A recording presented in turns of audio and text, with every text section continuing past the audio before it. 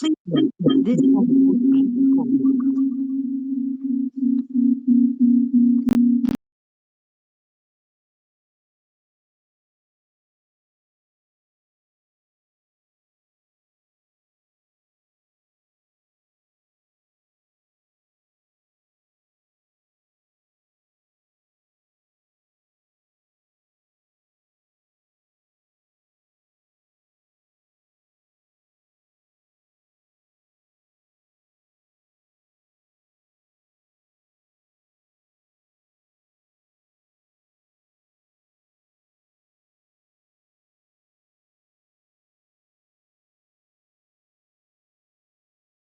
Uja, does everyone have sound, and can you see the slide?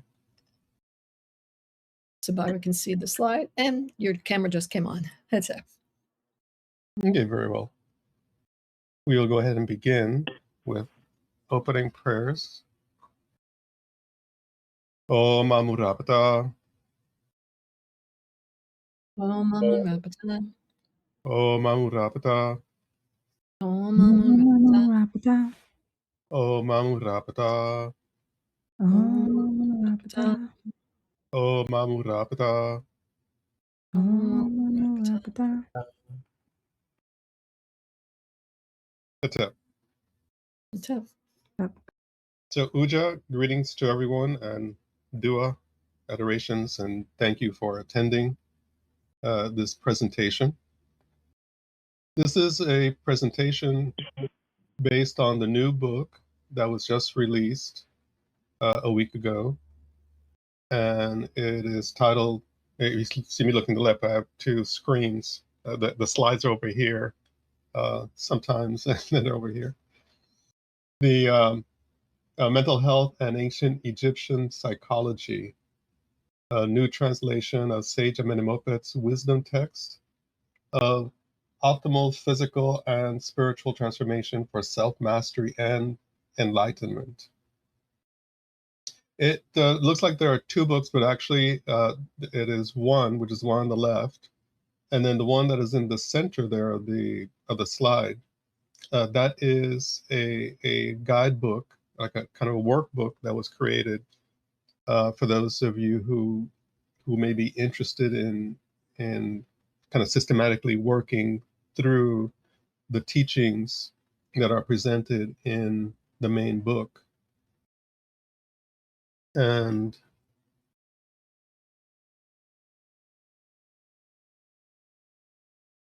the idea of this book, I guess I could start with a little genesis or an origin of the idea for it. I've worked with the wisdom texts for, as you can imagine, a couple of decades, 2 or 3 decades. But it was not until like 15 years ago, 20 years ago, that I started doing more original translations, more direct translations of texts. And it became very easy, much easier and easier and easier as the decades wore on. Because back in the 90s, you just had the internet starting, computers were getting better, but you really didn't have all of the programs like Adobe PDF was a big, huge jump in the capacity for having different works to be put into digital forms that were easy to work with. This is way before ebooks, years and years before ebooks came in. However, the mass of digitized material that we have today, there was nothing like that. There was really nothing like that. So what I had to do was to go literally all around the world to museums to do research, and of course Kemet to do research there too. But the libraries in Europe and United States were the ones that had the main volumes of researches. I was interested in what other Egyptologists had to say and anthropologists, but I was really also interested in seeing the actual text that they were deriving their opinions about, so I can make my own opinion of what I think is if they're correct or not. And so I did a lot of that kind of work, and then I started doing more and more uh, internal research and leaving out so much of the external, by other authors or other professors and things of that nature. And so then because actually what would happen is that you'd have to go and get books out in Egyptology libraries like the Metropolitan Museum, New York, or Brooklyn Museum, or museums in Germany, Italy, Amsterdam, and some which I've not actually even gone to yet. I was like to do that as an exploratory research trip to go to the museums I have not gone, because they have things that were extracted from Kemet that are not available anywhere to see except there.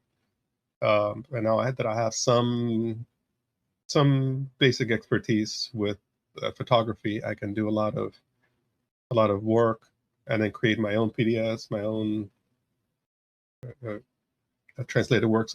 And now with the AI assistance, the work is much faster.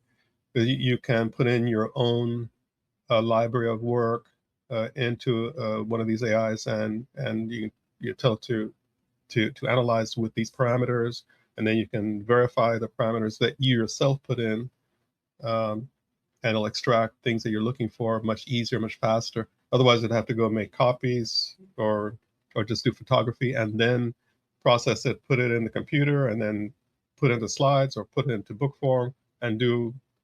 But also, you have to worry about do you have the rights to get some of these things or to use some of these things?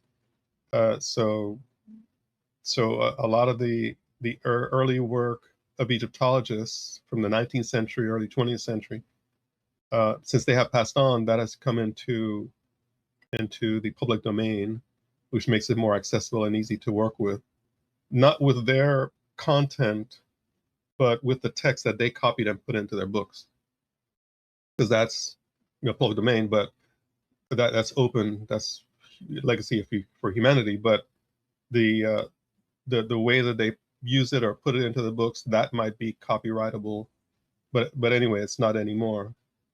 So, and what happened was, as the 20th century wore on, a lot of the Egyptologists starting not doing at least interlinear translations, where they would show the text and then transliteration and then word for word, and they just started doing their opinions, and then so or doing this transliteration. And transliteration doesn't really help you because it doesn't carry the visual elements. And I'll show you this in a few minutes of the text. So you can't derive uh, wisdom from the visual elements of the hieroglyphs if you only have a transliteration.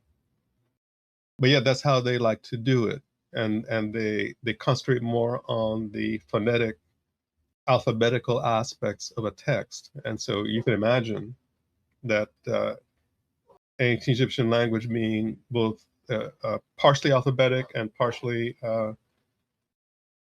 ideographic, that you're losing 50% of the possible meaning of a text.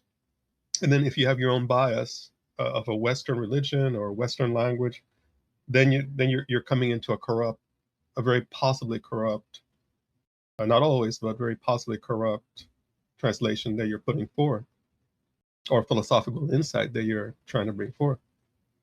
So so it became very easy, really probably in the late 2000s, 2005 to 2010, to work with these texts, and as my expertise became more facilitated, it became easier and easier and faster to do these productions. And like I say, now with the advent of the AI, it's it's exponentially faster to work with the text. So that is what brings us to the completion of this new translation of the teachings, the wisdom texts of Amenemopet that relate to human psychology. And I thought it was a very good idea.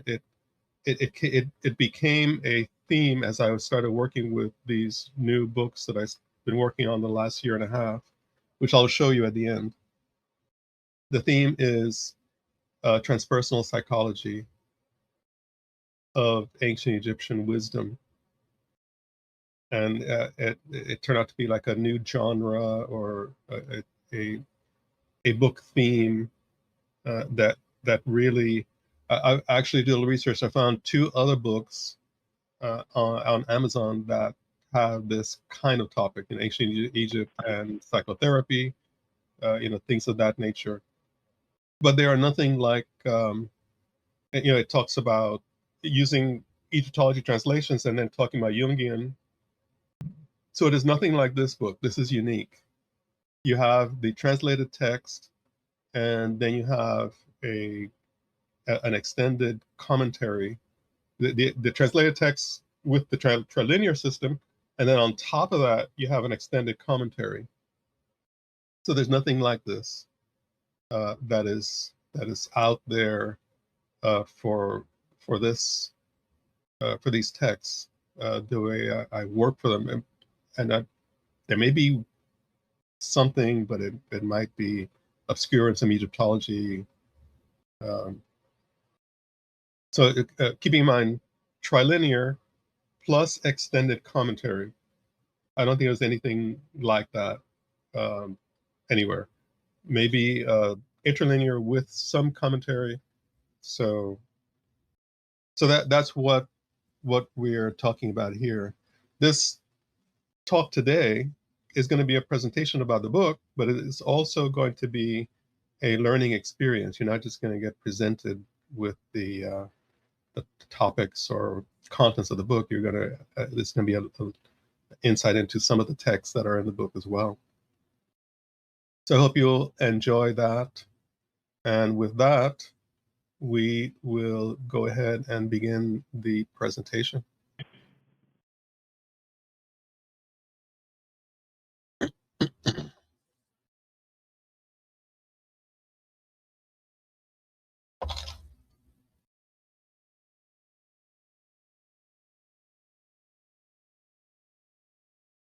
This is just for your information. This is an AI image, something that I directed the AI to create, based on the actual image of Amenemopet, but teaching some students in the hypostyle hall, which is what is directed in the scriptures, and what we have done when we have gone to Kemet on our trips. It's a very special pleasure for me to be able to do some talks there, even though it's, those of you who were there, you remember how strained the situation becomes when they see you teaching inside the temple. But anyway, it occurred a couple of times, so that was a unique experience as a tribute to them, to the ancients who did that. Can everyone turn off your microphones, please, so we don't have any extraneous sounds? So, introduction to Sage Amenemopet. Historical context: ancient Egyptian sage and scribe during the New Kingdom era, circa 1100 BCE, created one of the most sophisticated wisdom texts in human history. The purpose of the teaching: a comprehensive manual for mental health and spiritual transformation. Practical psychology addressing human behavior, emotions, and consciousness. Yeah, I don't want to go. Yeah. This is the beginning of the wisdom philosophy that is based on recorded wisdom literature that is to be experienced in life. This is what Amenemopet says in the prologue, verse 1. So this is the very beginning of the Amenemopet text. And we're going to see how, in a very methodical and logical organization, Amenemopet has laid out a system for understanding the mind, the components of the mind, the workings of the mind, and how to transform the mind into a state, a capacity where one can experience the depths of one's spiritual existence, as opposed to living on the surface reality of the mind and senses, the way most people do, the way we have in our past.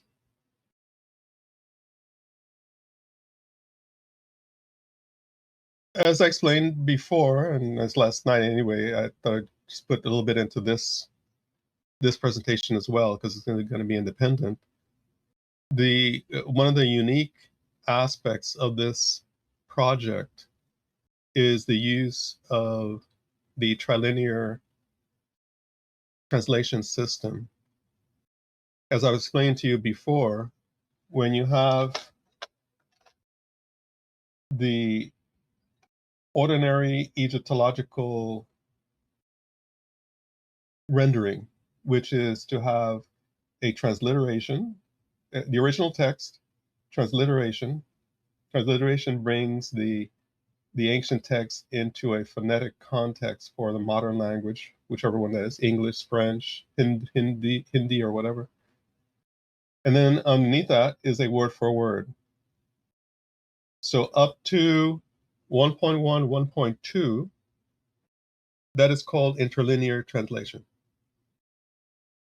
And I was explaining previously that if you only have the interlinear translation, a word for word translation, you lose a lot of meaning, because sometimes the Western or other language words may not be directly translatable, because ancient Egyptian mind, philosophy, has a different context that is associated with that word that you do not have in your language.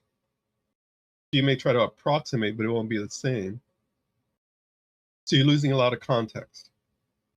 And so the 0.3 level of translation, the contextual, allows you to bring in the context. And the context is not imaginary. It is brought in by the parameters that word has been used in other texts, other ancient Egyptian texts, how that word is used. That is fair game for that context to be brought into this text if the context warrants it. And you can see how that will bring in many more words to the contextual level of translation. So you can have philosophy in there, you can have history, culture, mysticism that can be brought in to inform our understanding of this particular text by seeing how that word has been used in other ancient Egyptian texts, not just by this author, but by other authors which are part of the Shetal Neter ancient Egyptian religion philosophy teaching. That brings in the richness to the translation, helps us to have a better understanding of what we're working with in this particular text, that someone who is involved and who has been brought up, who's been initiated into the culture, into the philosophy, would have a greater capacity for. They would not need to have so much context brought in, because they would know by looking at the work, because they're already involved in it. But we who are not that involved or that immersed or that highly initiated, we need all that context to be brought in so we can have a broader understanding, and also be able to move away from our strictly alphabetical language upbringing, and we can have a complementary insight into the ideographic aspect by looking at the the images of the language as well.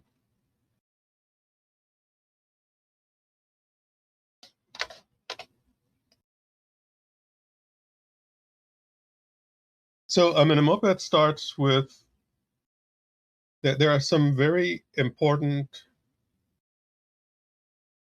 principles that Amenemopet has boiled down the teaching into, which if you know them, you have a good foundation for the rest of the expansion, the multiplicity that he does with the teaching. But there are some grounding principles. And this is a couple of them that we're going through right now. There are dual goals of the teaching. And these are presented in the prologue. The prologue is the pre-statement before we get into the first chapter. There's a set of hieroglyphs that are presented before, like an introduction, before we get into the first chapter of Amenemopet's work. So his work is divided into chapters, and they have different themes, different discussions and teachings, philosophy. So we're at the very beginning, we are presented with the goals of the text. And this is the first goal. There are two main goals. This is the first goal. Metru, Jeb, Hu, Sejed, and Uja Mejat. This is an exposition of precise teachings that, when understood exactly, with precision, cause a person to have spiritual well-being and vitality while living on earth. So Amenemopet is concerned not just with your spiritual well-being, as we're going to see, but also with your physical well-being, your vitality, your what is called uja, which is your spiritual life fire that causes you to have vitality and to have energy and capacity in your physical life. If you don't have that in your physical life, you're going to be very hard pressed. If you're sick, if you're weak, if you're troubled in your life, worry, anxiety, all these kinds of things, you're going to be hard pressed to be able to understand the philosophy and to grow spiritually with it. So this is the first goal that Amenemopet says that this text is designed to produce.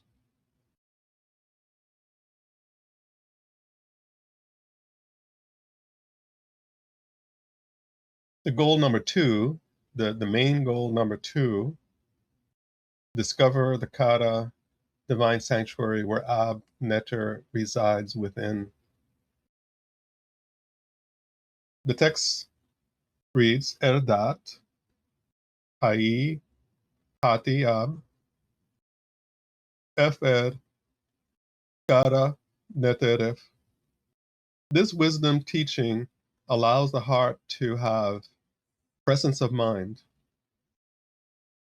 This is Hati, presence of mind. Positive forwards movement, awareness as to the sanctuary, the kata, divine shrine, sanctuary of divinity within. The mind, meaning the heart, the ancient Egyptian wisdom, the translation of when it says heart, it can be the physical heart or it can be mind. And we are dealing with mind. So when Amenemopet says Ab, he means heart, he means mind. Other personality is to gain the mind. Other personality is to gain presence of mind about a sanctuary that can be entered in once the worldly affairs are handled.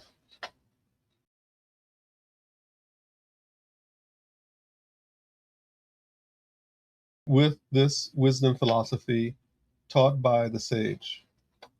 That divine shrine is the location of the heart divinity.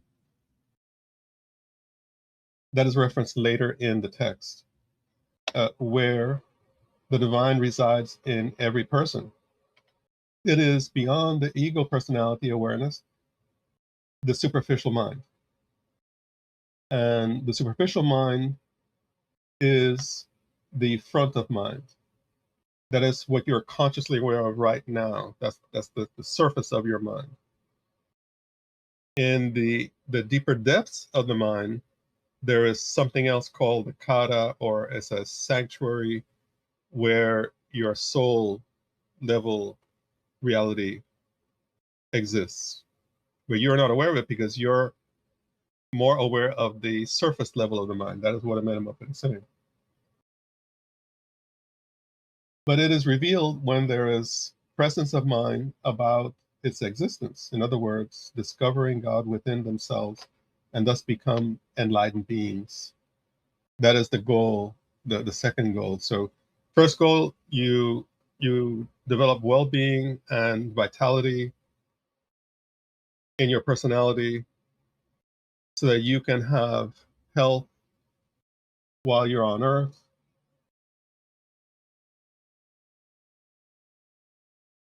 And sanity.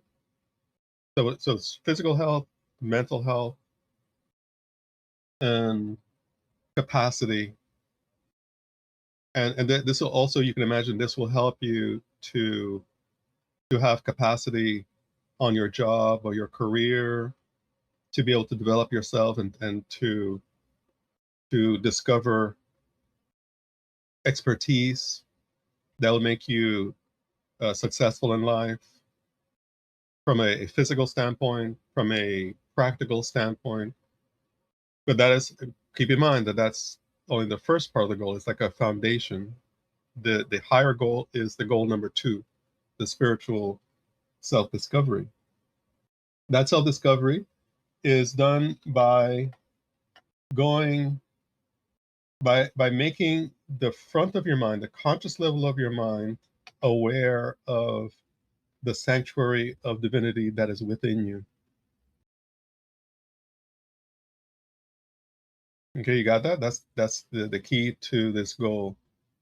The front of your mind, the surface of your mind, your conscious level of your mind, all the things you're thinking about, what I have to do today, what somebody told me, where I have to go, what what I'm going to eat now, all this going on the surface of the mind, what my neighbor told me, what my friend, what my parents on the phone, whatever, all that's on the surface. But deep within the personality, within the mind, it's going to be told later, this in the unconscious level of the mind, there is this area where your deeper spiritual reality resides, your soul level reality. And so that is, so now if we stop here up to in this slide, you know the goal of Amenemopet, the origin of Amenemopet, where it comes from, the language, now you should have a basic foundation going forward to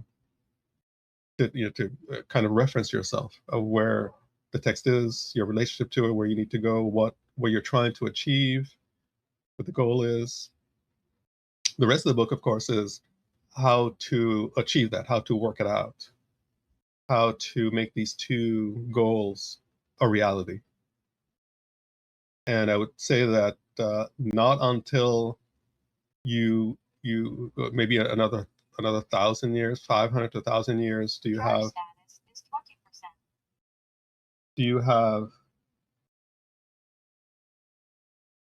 hang on a second.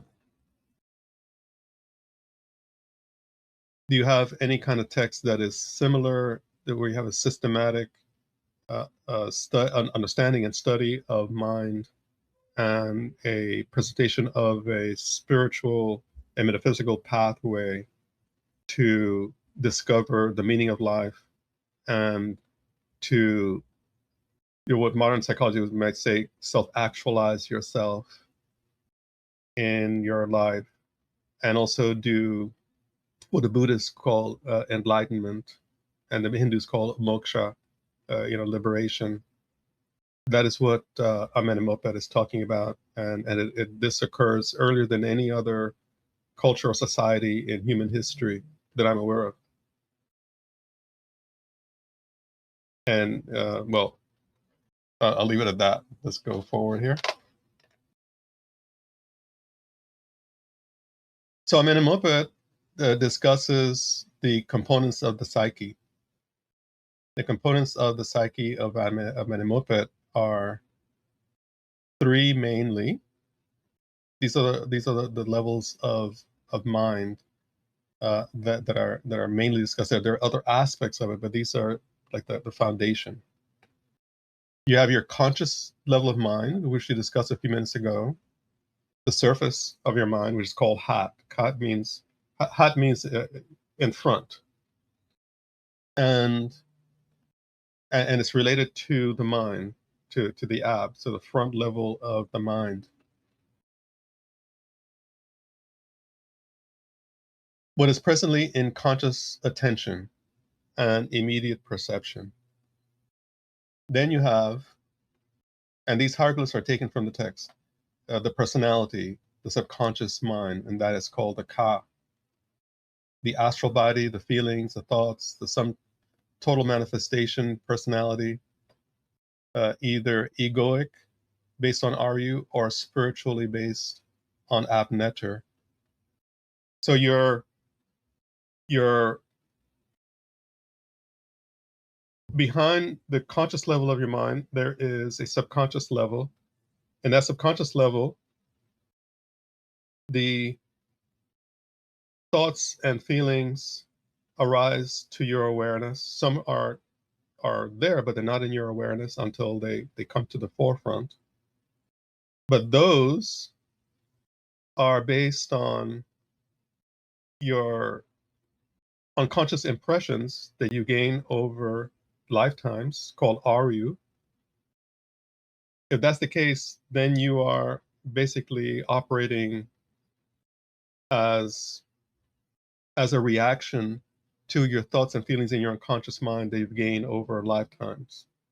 And so you're operating based on that, as well as instinctual level thoughts, desires. So you are at that level, you're still basically operating as an animal. You don't have a deeper awareness of your spiritual being. Now, and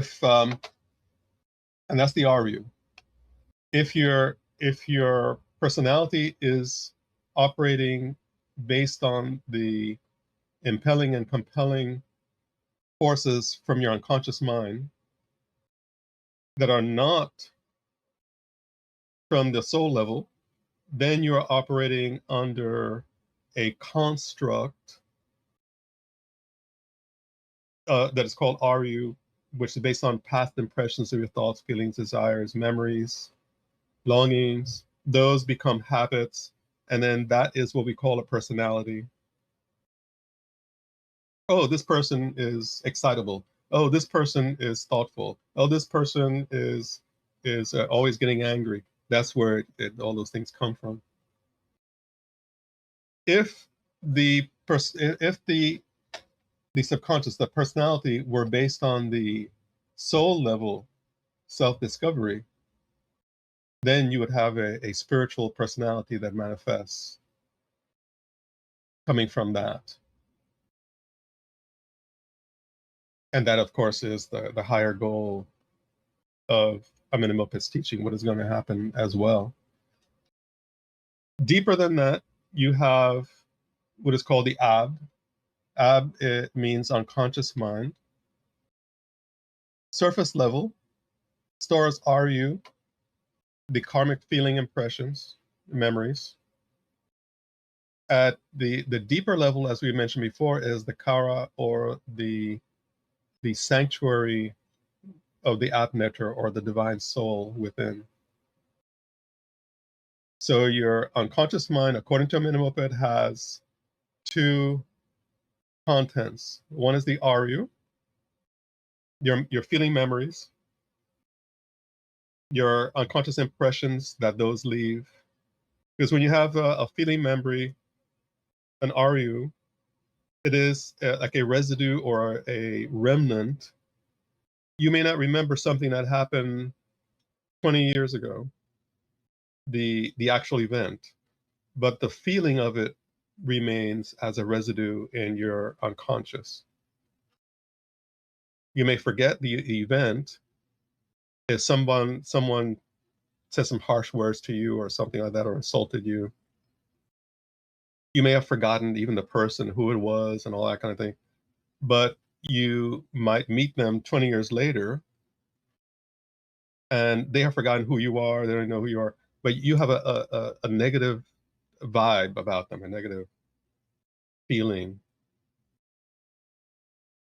that that person resonates with from your past.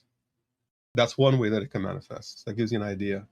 So these are the levels of mind that Amenemopet, the psyche that Amenemopet is dealing with, a kind of an architecture that has been that's recognized.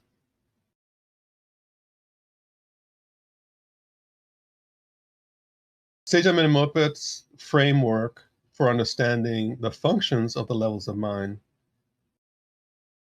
In the mind, you have these different impressions that were left over. These are the RUs that are in the bubble circles. The illusory past, I want the good. These are purified RUs. My hopes for tomorrow, God's will. Otherwise, it would say, my past is a reality. My hopes for tomorrow are what I want. But here, these are purified. Your problems of your life are illusory challenges. They're not obstacles to my happiness. That's what a negative RU would say. So in this aspect, your unconscious is there, and there is another aspect here that I'll talk about in a minute that Sage Amenemopet talks about too. But you notice that this symbol here is representing the kara, or the sanctuary, where your abnetter, your soul, resides. And that is visible, it is open, it is available for your awareness. And this is the other aspect, the set. This is the ego.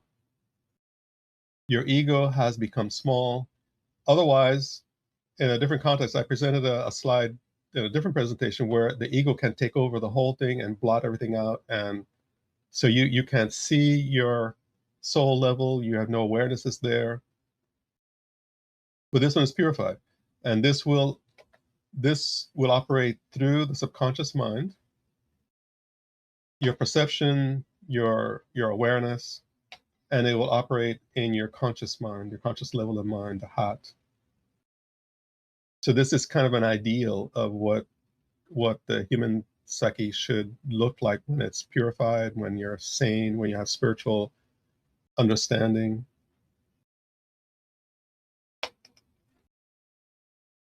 This other image is an image that is adapted from a previous image presentation that I presented. This to give you an idea of the difference. The ego mind, your ego set is highlighted, and your kara is blotted out. You're not aware of it. And your thoughts, your RU, your unconscious impressions, worries and anxieties, regrets. I want this, I want that. Everything's about your ego. I hate that. Yesterday's memories. You're thinking about the past and longing for the future. You're caught up in the matrix of an egoistic life. I love this, I love that. I wish. My problems. Now, on the other side, the enlightened mind that Amenemopet is talking about, the worries and anxieties are recognized as illusory.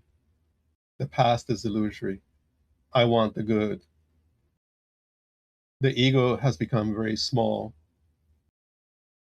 and the abnetter is shining. The abnetter is highlighted, is aware, and it is connected to Nebuchadnezzar, as you're going to be, as the book explains.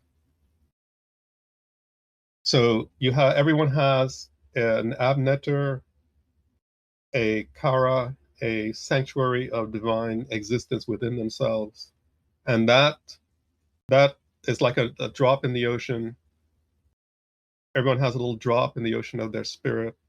And that drop is connected to the ocean. And that ocean is called Nebuchadnezzar, the absolute, the transcendent.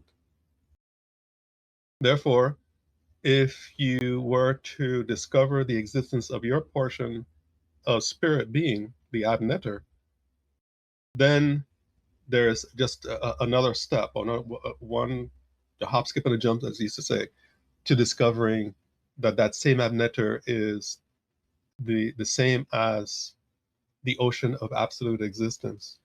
And furthermore, everyone has an Adnetter, and Adnetter is just the word that Amenemopet uses, and it's the same meaning in the Persian Peru as Ba, or the soul. But he's trying to say that this is not just necessarily a Ba, it's a divine, it's a portion of divinity that everyone has. The problem that people have is that most of their life is on the left. Most people are ego mind based. They're not aware of their soul nature, and they're not aware that everyone else has a soul nature. So they see themselves as individuals fighting against other individuals, or in competition, or their life is not spirit based. Their life is animal based. Animal meaning your animal physical life existence. You're born, you die, and that's what their life is based on. The life of an enlightened person is based on the idea of eternity. They're connected to spirit, which has always existed, always will exist. So there's no question about mortality. There's no question about ignorance of life, or the limitation of life. This is the transformation that Amenemopet is beckoning us to pursue.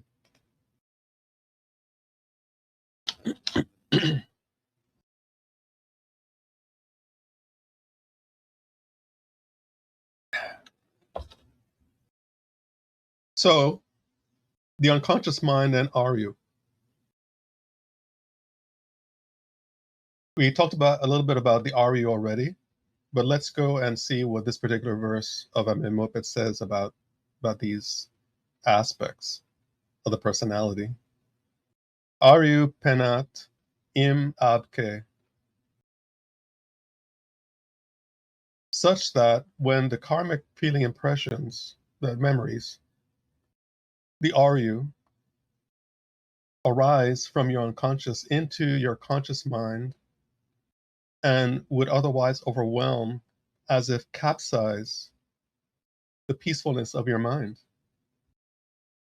We defined Aryu previously, but let me read what I have on the slide. Definition: karmic feeling memories stored in the unconscious mind, the Ab, from past actions, thoughts, and experiences. We can also add past feelings, past desires, past longings, experiences of events, the remnants of all of those. The function, create density. The function of the Aryu is to, from a positive way, is to help you to have a practical understanding and conceptualization about life, to help you have positive understanding and a relation between your personality and the world. On the negative side, it leads to egoism and self-degradation, violence, anger, hatred, depression, etc.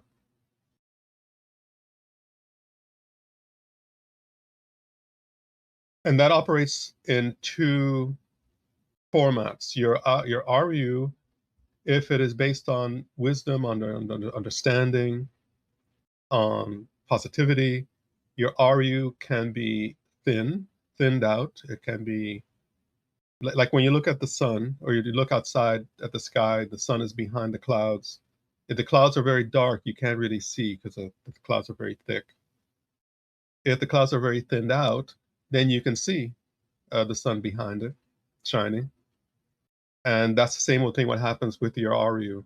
If your RU is very thick and very egoistic, based on ignorance and hatred and desires and ignorance, then you're not going to be able to see the sun shining of your soul level in your unconscious. All you're going to see looking back at you is your desires, your feelings. And then you say, oh, this is me. This is what I believe in. This is what I think. This is what I want. This is who I am. And you're totally oblivious to the deeper aspect of yourself. So the idea is to thin out the RU by, as we're going to see, by living a life of Maat, the life of righteousness and truth. If you don't do that, then the RU can, as if overwhelm, it can overthrow your personality, and basically, if you're doing wrestling or if you're doing martial arts or something, and somebody gets an upper hand and overpowers you and throws you down, that's what your RU will do to you. You will be controlled. You will be overwhelmed. Your capacity for intellectual capacity will be atrophied. Your feelings will be corrupted and base desires. So the problem of ignorance, the hat, the conscious level of mind operates driven by RU without awareness of app. That's the negative condition. This produces heated personality, separate, incomplete, competitive, reactive. And that's going to be the next term that we're looking at, that we're going to see. This condition leads to this dual capacity of RU, positive RU, negative RU. Positive RU leads to a condition called Ger, or serenity. Negative RU leads to a condition of Shem, or heat, agitation. And you can imagine, well, we're going to discuss that in a little bit, in just a little bit. The purification path, not creating access to something absent. Rather, it is removing negative RU obstruction to reveal Abnetter already present. So remember that even the most heinous criminals, or who you might consider to be a hateful or degraded person, they have Abnetter, but it is obscured by the negative RU that they have gathered in their mind, in their unconscious. That's important for you to understand, so that you do not get into, oh, I hate this person is a bad person, this person is hateful, and I'll always hate them, I hope they go to hell, all this kind of thing. That is not the correct way to understand. From a Maatian perspective, a practical perspective, they're doing something wrong. That is something to be stopped or to be punished if necessary. But they themselves, as beings, are not to be condemned in the way of, because that is exacerbating your ego assessment and feelings, and you're also imposing an egoistic value to their existence as well. So it's doing harm in both ways. But really, mostly you're concerned about yourself. If you engage in that, you're going to create negative RU, and you don't want that. Personality states. Set, Shem, and Good. You remember some slides back, we already had introduced the set. Set is the ego personality. And Amenemopet discusses that, he introduces that as well. Set is the ego identity in chapter 2, verse 10. The self-image, individuality, sense of separate self, the personality construct based on identifying with the body and mind, and the negative RU, rather than the Abnetter.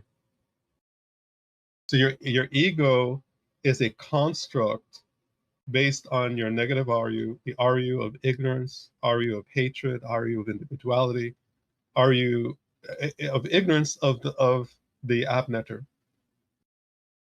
It makes you act egoistically. This is what I like. This is what I want. These are my feelings, and you hurt my feelings. I hate you. I love you. All these aspects are operating on the surface of mind, and they constitute the habits, the personality, the way you are, or the things that you like, don't like, etc., etc. That's set. And so your set can operate in two basic modes, which I acknowledged last night, also that have permutations. So you have different levels. So you go from cold to hot. Think of a thermometer. You have different temperatures in between. But these are the basic ones. This gives you a basic understanding of the basic concept of where Amenemopet is coming from. Helps you simplify the teaching, understanding of the teaching. And it helps you simplify your practice of the teaching. You don't have to know necessarily the different permutations. All you need to know, are you tending towards heat? Are you tending towards coolness, towards silence? So Shem, the heated personality, chapter 2, verse 17, are you driven reactive consciousness, anxiety, anger, greed, fear, restlessness, mind and feelings operating from egoic perspective of separation and incompleteness? So when you are acting out of egoism, Shem, you are feeling yourself to be as an individual, and you're incomplete, so you have to get things to make yourself complete. You have to have a relationship. You have to get property, get a house. You have to get gold. You have to get children. You have to get money so you can travel. So you're trying to make yourself happy and make yourself complete. And none of those things will ever work, but you keep on trying anyway. And what are you incomplete from? You're incomplete from the knowledge of the self, the soul within you.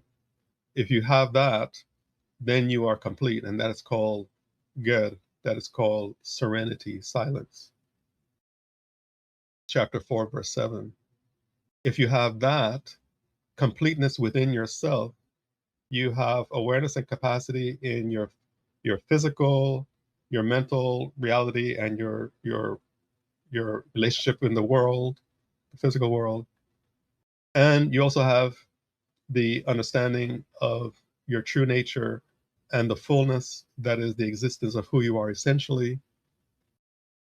So that completeness will allow you to exist in the world and not be troubled by your mind and the anxieties, or that you have to get something to be happy, because you're already full and complete.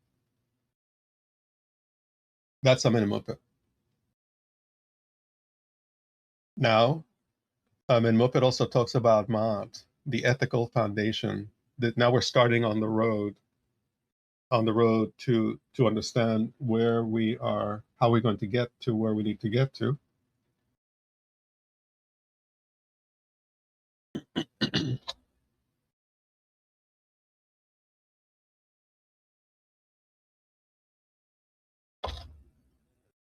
Teachings of Amenemopet, chapter 7b, hieroglyphic text, how Maat works. What is Maat? Maat, number one thing that in this context, in the mystical and the mysteries, Egyptian mystery context, is Maat. Mostly we think of Maat as righteousness and order and balance. All those things are true.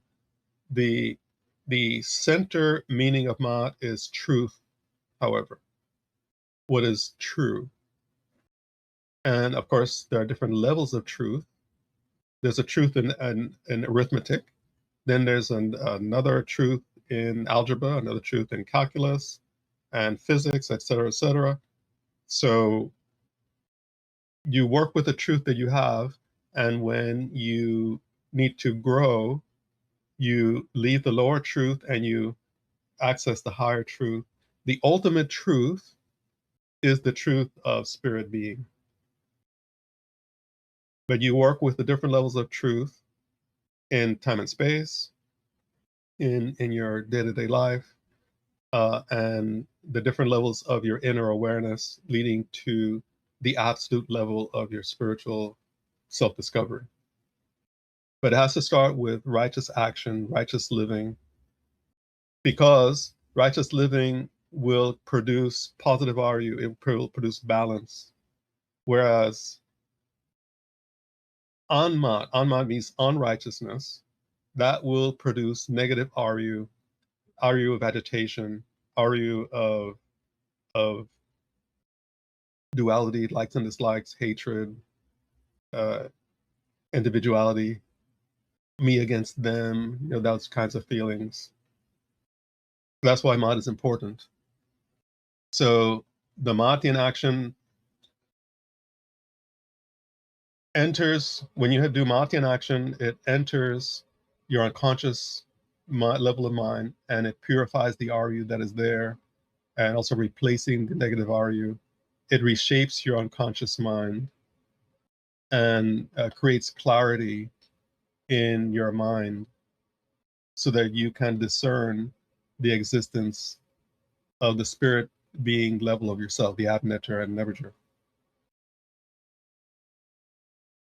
Iu ka pra am enger a mau shu. Now, as concerns the astral body, the ka, the subconscious mind, that level of mind that harbors the thoughts and feelings subconsciously that manifest through the mouth, meaning through your organs of action in the world. That the mouth is connected to your conscious, and conscious is connected to the subconscious, et cetera, et cetera.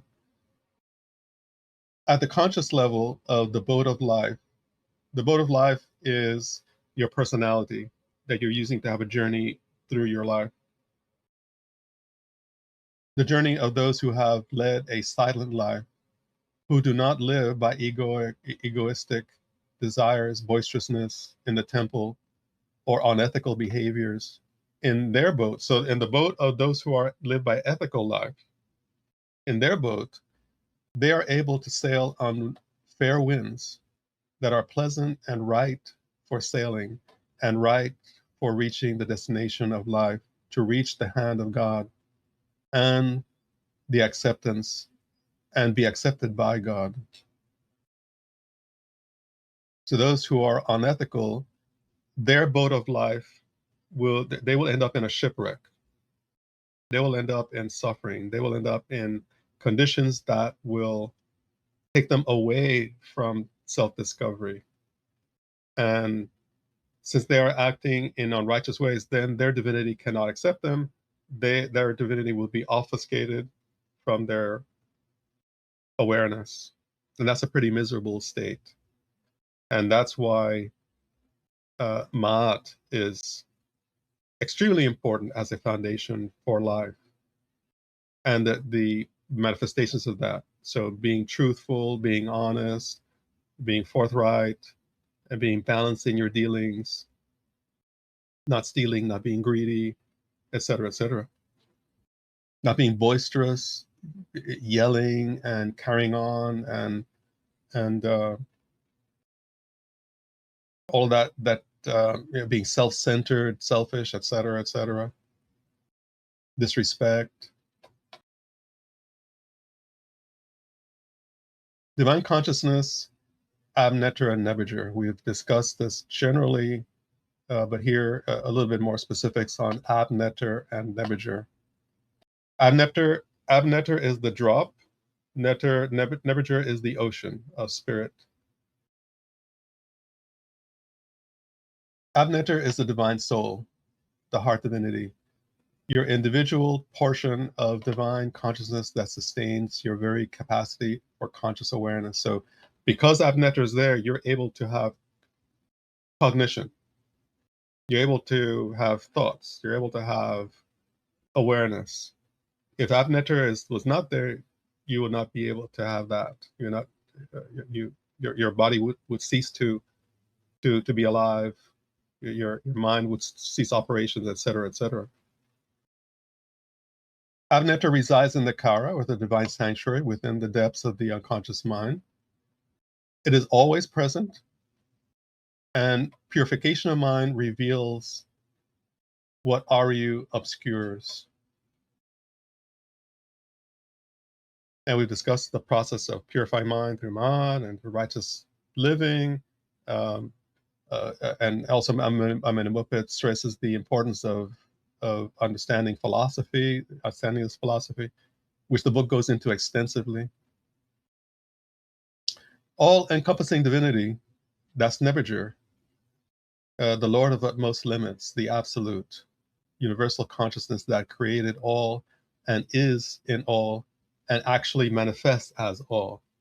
There is nothing other than Nebuchadnezzar. There is no sky. There is no you nor me, no car, no dog, no grass. Everything is, all these are individual names for something that's actually composed of the same stuff. The thoughts of your mind are composed of Nebuchadnezzar. Your very soul is Nebuchadnezzar. Your skin, the vibrations of your voice, everything is Nebuchadnezzar. Nebuchadnezzar is all-encompassing divinity. The whole universe, all the stars, all the planets, is all composed of Nebuchadnezzar. That's what it means, utmost limits. Divinity encompassing utmost limits. Your mind is what allows you, your Aryu is what allows you to think that you are an individual within the all-encompassing existence. And so your mind has the function of helping you to parse infinity and eternity, or eternity and infinity, and allows you to perceive time and space.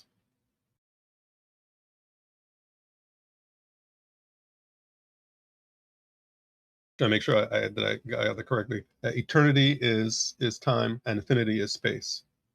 How the individual mind perceives it. But the reality of it in itself is eternity and infinity. So the mind with its Aryu helps you to be able to parse and to be able to see yourself as an individual. But that all that is not true is just a perception.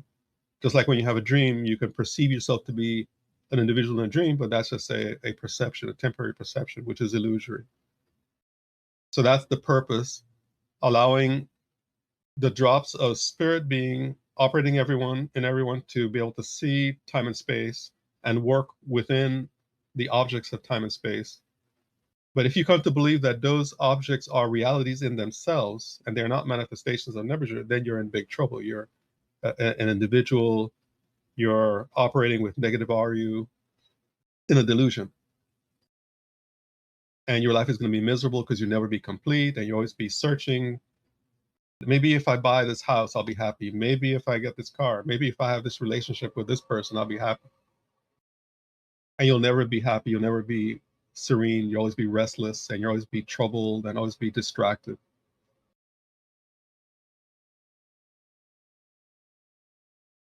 So simplifying the spiritual path that Amenemopet discusses, Maatian actions, your foundation, Aryu thinning that occurs, and that allows you to perceive Abnetter. You practice also, along with these disciplines, you practice meditation, which Amenemopet talks about. And the Abnetter is revealed. So I'm trying to bring things into a simplified form of what Amenemopet is presenting. All this is explained extensively, but we're bringing it down to its foundation elements. The ultimate destination, the self-discovery. The journey of enlightenment goes from spiritual ignorance of Abnetter,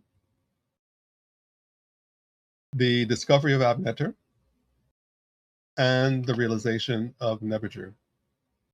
So you're discovering your soul nature. At this level of self-discovery, you are discovering that you are not just a mortal human being, you are a spirit. But you're still, at this level, you're still individuated. You still also understand yourself to be an individual personality. So you're at this level, you would be a realizing that you are a human being having a spiritual experience and moving towards discovering that you are a spirit being having a human experience. And then you totally discover that you are spirit and that your physical human experience is similar to a dream at night. It is a temporary relative reality manifestation, a spectacle. And you are no longer in what Amenemopet calls a stupor. If you think that you are only an individual, only a human animal, and that you don't have a soul when you were born, then you die, and that's it, that's a stupor. That's a delusion, as Amenemopet would classify it. You discover the realization of Nebuchadnezzar, that's enlightened being. An enlightened person is going to be free from the delusions of life and the pressures of their own mind. I have to do this, I have to do that, I have to go here, I have to go there, I have to deal with this, I don't have to deal with that, I hate this, I don't, dealing with all that stuff, and you can be serene, you can be relaxed, you can rest as if on the ocean of eternity of your deeper self. A person who doesn't have that capacity, they're always jumping. From the time they wake up to the time they go to sleep, they're jumping. And they have misery in their life. Constant, or almost constant, with intermittent bouts of happy situations that don't last very long, that people confuse with the meaning of life.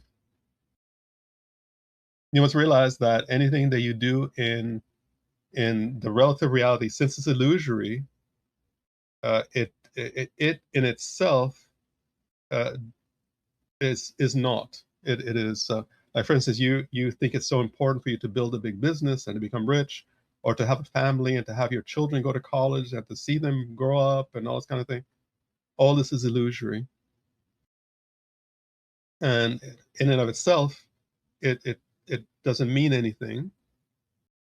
What is meaningful is the spirit self-discovery that allows you to appreciate the manifestation of divinity in terms of your children, your family members, the grass growing, the tree, the sun, the sky, the stars, and to marvel in the existence of spirit being. Just like if you have a dream at night, you wake up, you can marvel at all the spectacle of what's going on and think, how grand it is that your mind came up with all this dream world that you. So think about how the divine God, the goddess, has come up with this fantastic idea that we call universe and the existence, and also the inner workings of the physiology of the human body and the mind, who came up with this construct. But most people take all this for granted, and they think all this is just, it's just there. So just live with it, work with it, and not marvel at the deeper reality of it. So life passes them by. Now we come to the understanding of, I don't have the other two. Well, we have the current book that actually there's one more book that is not on the list, but I'll tell you which one that is. So we have the Amenemopet book. So basically, as I was starting to write the first book, which actually is the first book in the series is the one on the left that I started writing. And as I got into it, I was realizing that what I was really doing is tracing a transpersonal psychology philosophy of ancient Egypt. I've always talked about psychospirituality for decades, but now, to concentrate on in this context of transpersonal psychology, concentrate on the Kemetic teaching, the Shadab Netter teaching. And so as I was writing this book, The Ancient Egyptian Transpersonal Psychology of Mind and Body, Mind, and Enlightenment Through the Mysteries of Ra and Sekhmet, that's the current title. I started, the seeds for these other books were there, and I started in the back of my mind thinking about, as I finished this one in August, I started thinking about these other ones. So I started working on the one in the center, is one of them. The one, awakening, your soul aware witness that we talked about last night. That's one of them. This one, the timelines to enlightenment, science of accelerated spiritual non-dual development through ethics, mysticism, and meditation. This one can be thought of as a sister book to the awakening. It's like a foundational reference book to the series. Talking about the one left first, the mysteries of Ra and Sekhmet.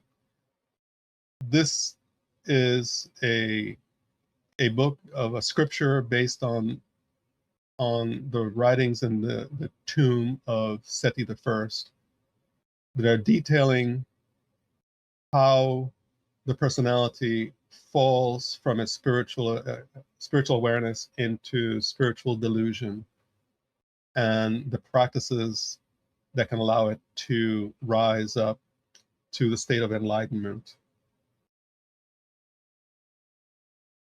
in a wrapper of mythic wisdom related to the relationship between the god Ra and the goddess Petheru, who becomes incarnated and forgets herself, and she is helped to regain her self-knowledge.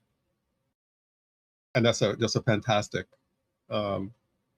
teaching that hopefully will become available in the spring or early summer. Sebai is working with that. And the timelines book is, like I was saying before, a kind of reference guide that goes along with the awakening. This one talks about, this one was birthed as a chapter in the Mysteries of Ra and Sekhmet, talking, well, actually, no, actually, it's not from that one, from the Amenemopet book, talking about what it requires, how much time, what kind of meditation practice, what kind of dedication is required to have a fruition of the spiritual teaching in one's lifetime. That is what this book, and is also has, so it's dealing with the presentations of ancient Egyptian wisdom, and also bringing insights from present day, 20th century, 21st century researches on the practice of meditation, and also case histories of people who are regarded as having become enlightened in their lifetime. So that's what that book is about. And another upcoming book is based on a presentation that was done, a scripture. It wasn't really a scripture, it was a compilation of scriptures related to the 6 main gods and goddesses of the Kemetic New Year, who happen to be the Neteru, the cosmic forces that preside over the different aspects of the human personality. So this book current title is Ancient Egyptian Gods and Goddesses of the Human Personality. These are all Kemetic transpersonal psychology series, Wisdom for Mental Health, Self-Discovery, and Personal Power.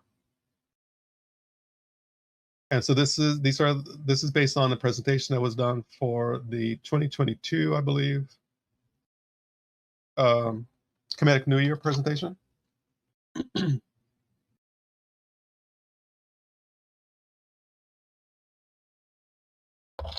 And so the translation of the text related to each of the gods and goddesses has been done for, at this point, a few years. But some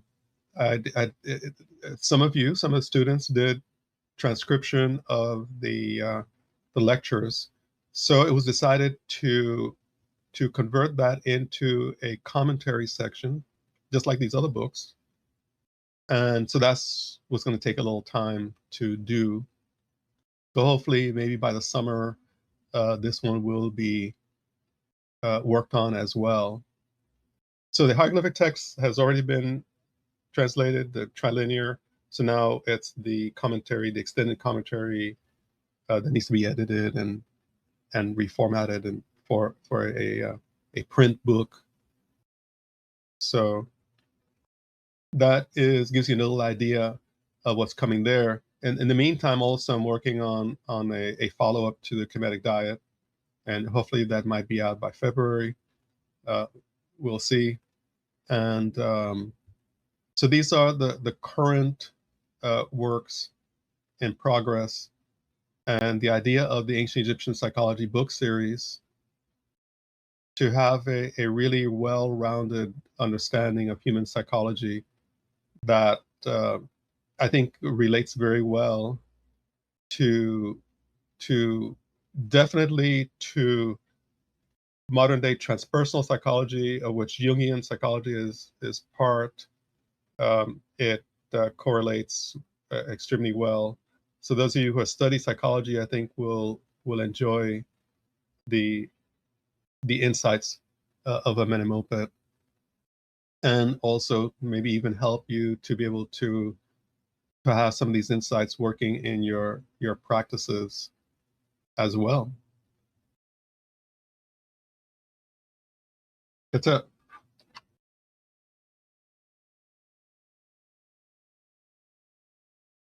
Okay.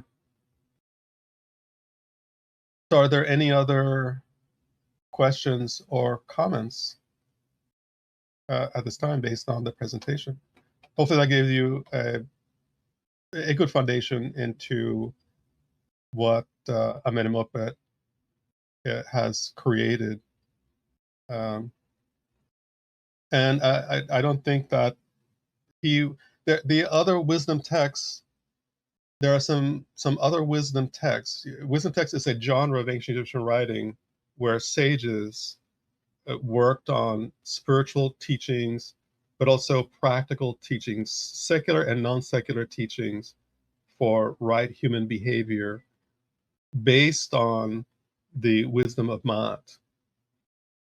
And so there are Sage Amenemopet, Sage Tautep, Sage Kagemna. But I think that Amenemopet is the one who has perhaps done the most extensive instruction on aspects of human psychology, and that's why I chose to concentrate on that in his works.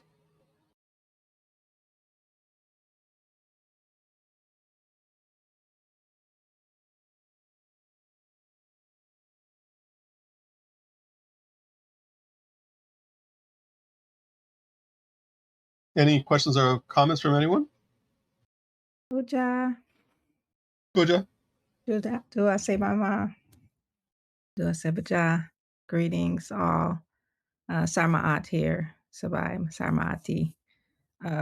So first, my comment, and I probably have dozens of questions that I would love after completing the full reading of the book. I'd love to follow up on. You may turn your camera if you like as well. Nee.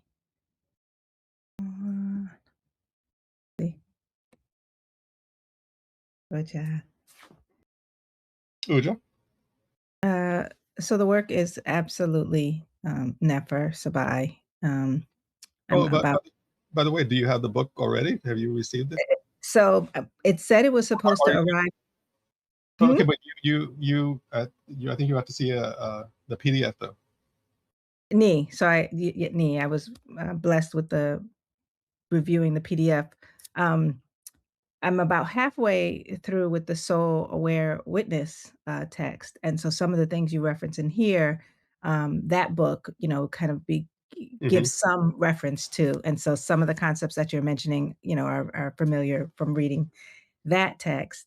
Um, and so, what you lay out here, you did mention in terms of your research, that you hadn't found only a couple of other texts that approach this depth of dealing with mental health from the ancient Egyptian perspective. And I certainly have not seen it in my 25 years of working in this profession. Um, and so the way in which you've sort of put this together, it's just absolutely nefer. There is a level of just contentment that comes with um, the presentation that is just it's wonderful in terms of seeing how useful this is in helping people with what you said, the stages of the physical well-being and the well-being from the first goal of Amenemopet to the deeper Kara awareness or knowing. And so, what I greatly appreciate is the new language that you're presenting here, that Amenemopet puts forward. It really gives some concrete understanding of the time of the science and of the technology, having these terms. Um, the slide where you simplified the 4 steps, starting with the Maatian ethics, all the way up to the I think the ab netter awareness. I think it's like 2 slides from the end. Several of them are just profound. This one. So just this kind of simplification or structuring, um, really makes um, sense. Like I just can't tell you. So for many years, I've sought to piecemeal components of the work that you've offered us. But this level of just detail and organization and the language, it's quite um, profound. Um, so I guess I wanted to ask, and I kind of glean it from reading again the Soul Aware Witness book. So in this, I'm wanting to understand if you're saying that like the soul awareness witness level um, seems like it's like the work that one does for steps 1 and 2, developing Maatian actions, thinning the REU, and then sort of to go beyond that level, one further engages the 3 and 4, the deeper depths that meditation can take one to. I don't know Hmm. if I'm explaining my question. Hmm. Yeah, the main teaching that was focused on from the awakening your soul aware witness, that is presented in the Purdom Herdu as an attainment of a person who has practiced Maat and who has thinned out the RU sufficiently to be able to be aware uh, uh, of their deeper witnessing capacity. That deeper witnessing capacity uh, further evolves, further develops, further expands into awareness of self as the abnetter. Mhm, So it begins kind of superficially, intermittently, And then through that step 3, the meditation, the more pointed meditation practice, that allows that aware self to expand, and then to be able to see oneself fully as something separate from one's mind and thoughts and feelings and history and one's physical nature. So it's a kind of a gradual process, but it begins with the righteousness, the are you thinning, and the pressure of are you reducing, so that you can have clarity, and so it becomes clearer and clearer and clearer. But at a certain level, you start realizing, hey, I'm separate from my thoughts, I'm separate from my feelings, I'm separate from my body, I'm a separate entity. But then you come back to it, and you come back to your regular awareness and as a human and interacting, and you kind of forget yourself, and then you remember, and then you reset yourself back, and then eventually it is to become a more of a perennial awareness, a more a stable attainment, and that is achieved more through the deeper practice, the meditation. And Amenemopet talks about a kind of open awareness meditation, awareness in Nebuchadnezzar, but he also talks about spending time in the unconscious mind. And didn't go into details on that one. That's extensively discussed in the book. So spending time in your unconscious, discovering your deeper self, your Attendees self. So anyway, hopefully that answered the question. Neat, Dua. And just the slide where you also described the 3 levels of consciousness. Again, you kind of touch on those in the Awakening book. Well, you not just touch, but you talk about the slide where there's this 3 levels of consciousness and these 3 components of personality. So, This one. So this right here, just my comment is like it has such tremendous utility for the psychological process. And again, like for many years, I've kind of tried to piecemeal talking about these things based upon your writings and the way in which you've mentioned them. But this, really takes it to another level in describing the unconscious piece, the surface level and the deep level, like the parsoning of those 2. It really helps to understand how that unconscious works, and how, as you're cleansing the Ari, that material comes to the conscious awareness, and then it removes and replaces, in the front of mind awareness, it sort of removes the ego, or purifies the ego. Just absolutely never. So can you say any more about this surface level versus the deep level, the kara, and how that's, I guess, just kind of conceptualized. So the conscious, if I was trying to think of, because it's the term, the hieroglyph is taken from one of several verses where the hat is discussed. This symbol here is the hat. It is the front, and when it's paired with the term ab, it means front of mind. So the conscious awareness. So when I've used the term conscious awareness previously, and this is a kind of a focused way of using that term. Usually, when I say that, it means that consciousness is operating as awareness in the personality. So conscious awareness, and when that conscious awareness is strictly confined to the surface level, to what is going on now, what I'm aware of now, what I'm thinking about now, or what I'm perceiving now, or what I'm sensing now in my body, that is to be considered a surface level mental experience or mental activity.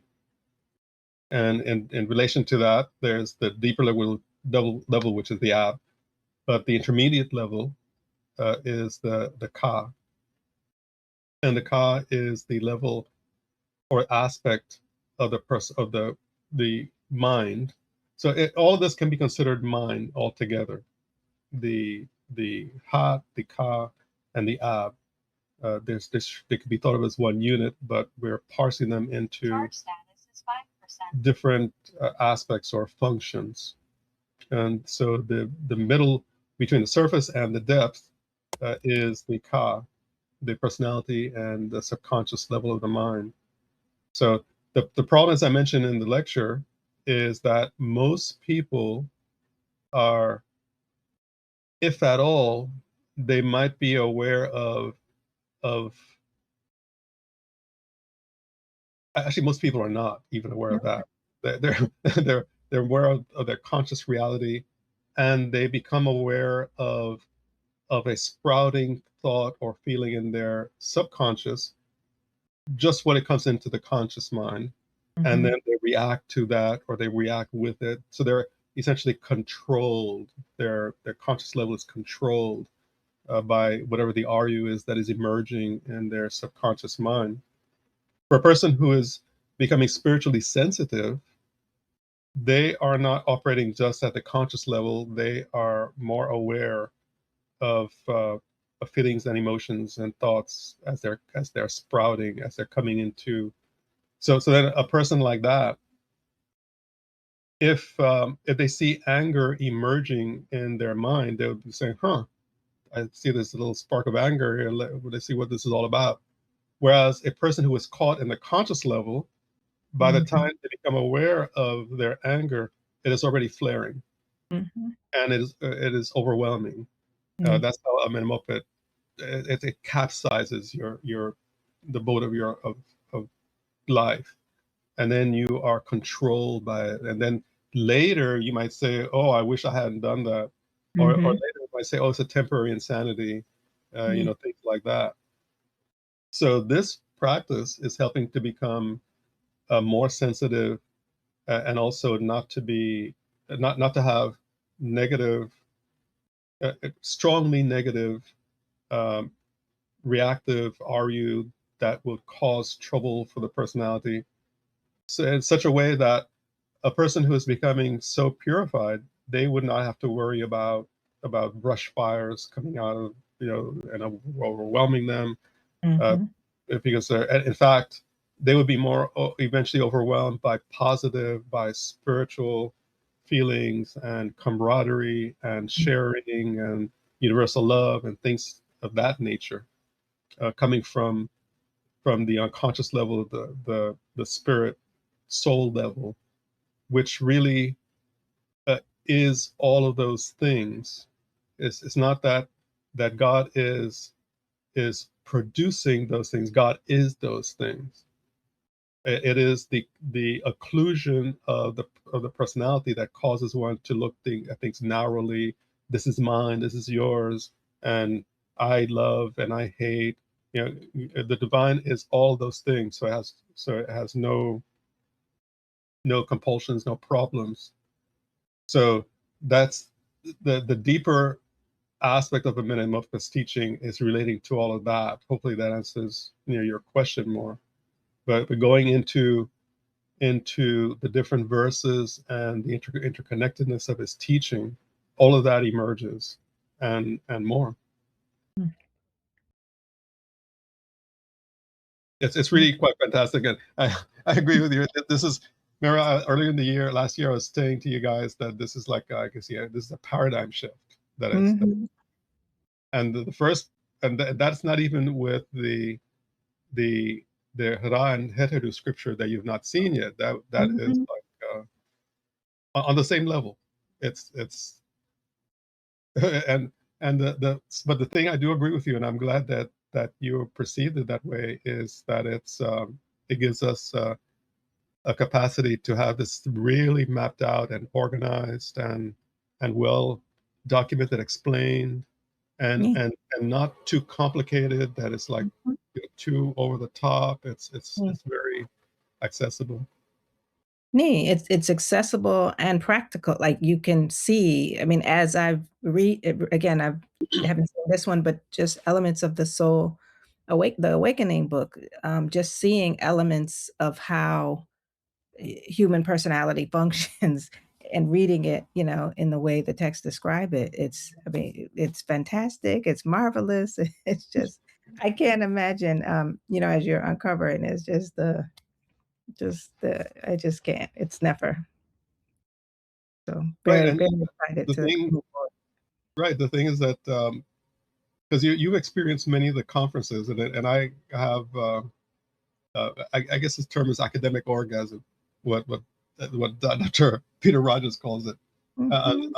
But the thing with these works now is that they're comprehensive, and they have because some of the scriptures have specific topics that they hit really good and really wonderfully, but this Mhm. is like very comprehensive, very a very full framework to work with. Like if we put all those together, it amounts to this kind of thing. So Mhm. Neat, the cross-referencing, of the different texts, and I think you discussed that yesterday. You talked about some of the direct text from which, you drew the material. And in the book, you, sort of demonstrate some of the ways in which the texts say similar, concepts. And so, it's very comprehensive, and the whole series, it really provides quite a breadth, to work with. So just dua, Sabai. yeah, due out to the divinities that channeled it, Ni, never. and Amenemopet and all the other priests and priestesses who had a hand. Dua to the ancestor. Yep. With it.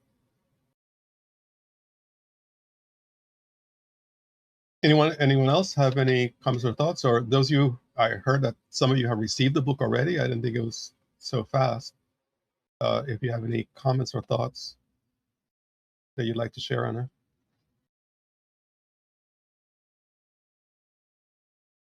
Sabai, there's some things in the chat. People are typing as well. What's up? Do you want me to Okay. read what's in the chat? Nee, if you could, I would appreciate that. And also at the end, you can give your impressions. Much dua.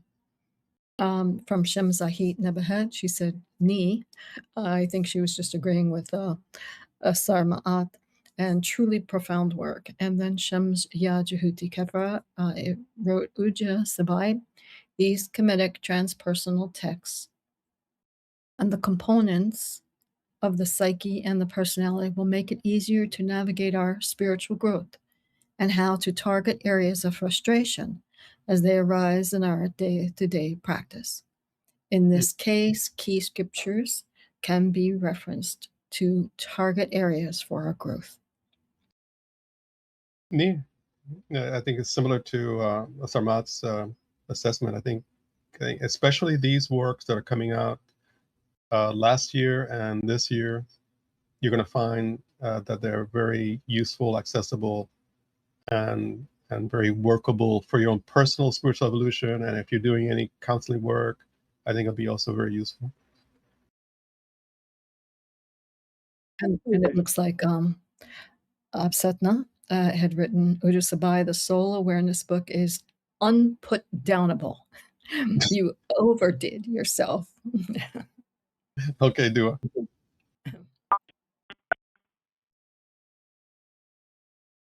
And if I may share, I just wanted to say much dua to you and Sebaja for bringing these Nefer teachings to us. But also, I also wanted to share something. What is it? The proverb: "The lips of the wise are as the doors of a cabinet. No sooner are they open, but treasures are poured out for you." And these are such gems that it is.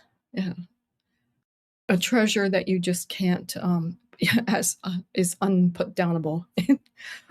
You just can't stop reading them, but not only reading them but applying them in your lifetime, I think, is most important. Something you mentioned today one of those gems was talking about Maat. And the center meaning of Ma'at is what is true. But the ultimate truth is the truth of spirit being.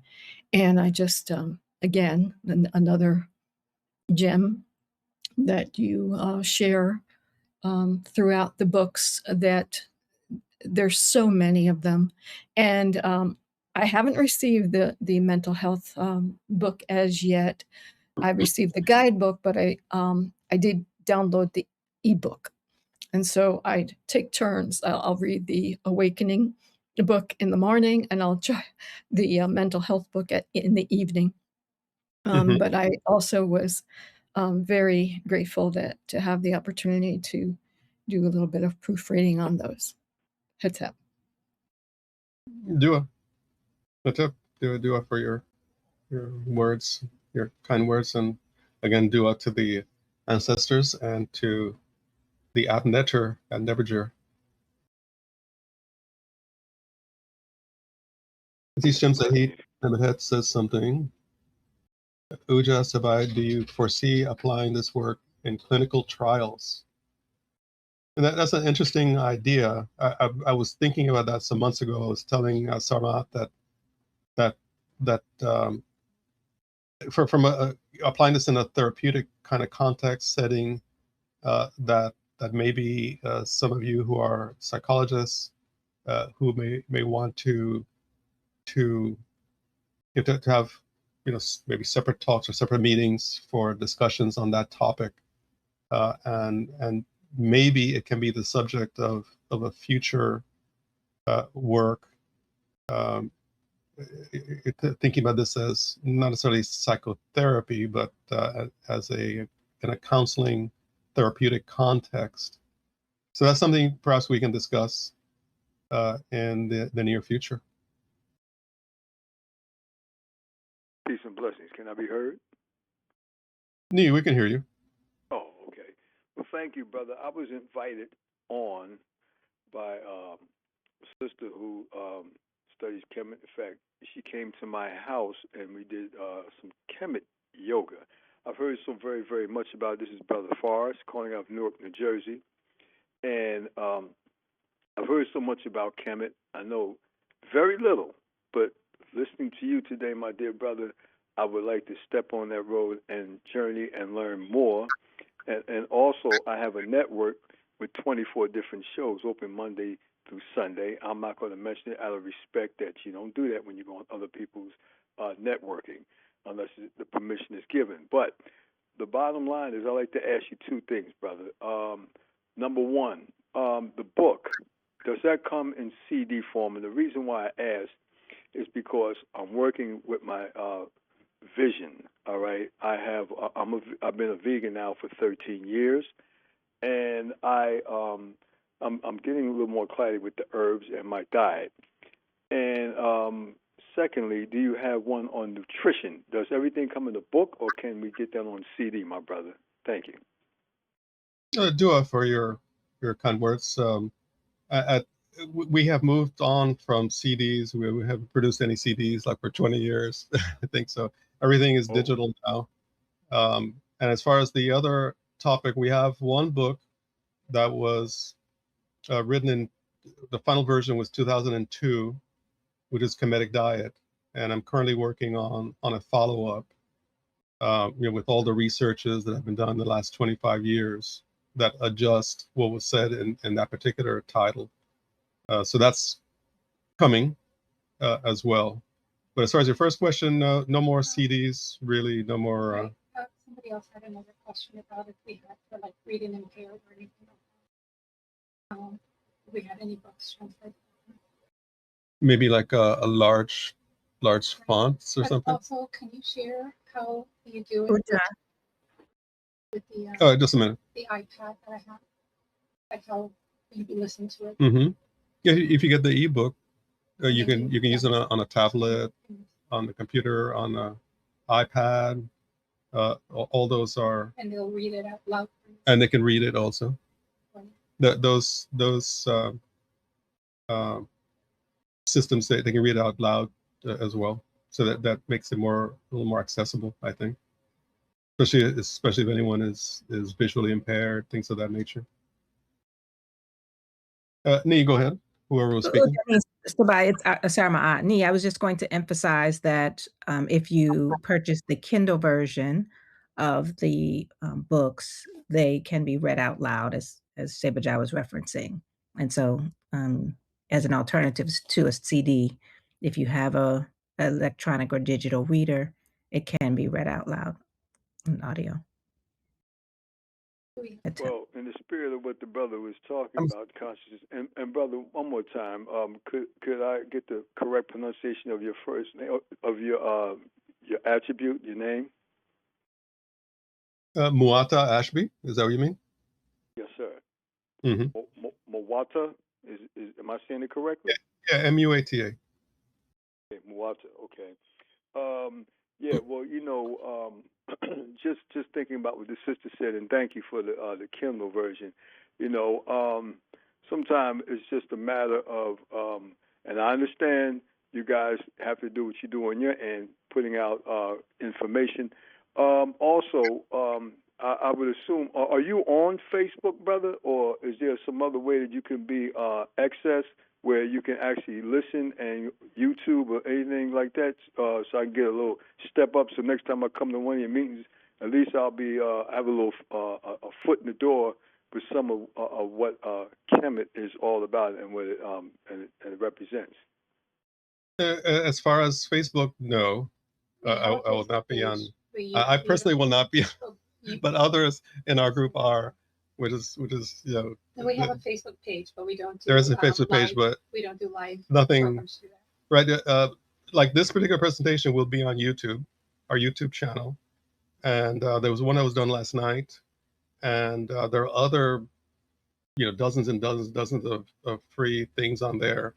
Also, we have Kemet TV, KemetTelevision.com, and that has hundreds of lectures and talks and presentations.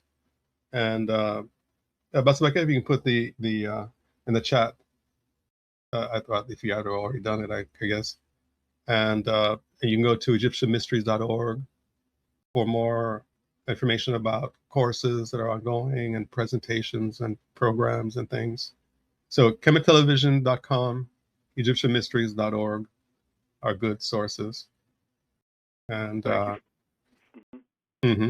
and thank you for that, because the sister invited me. She'll keep me up to speed with that.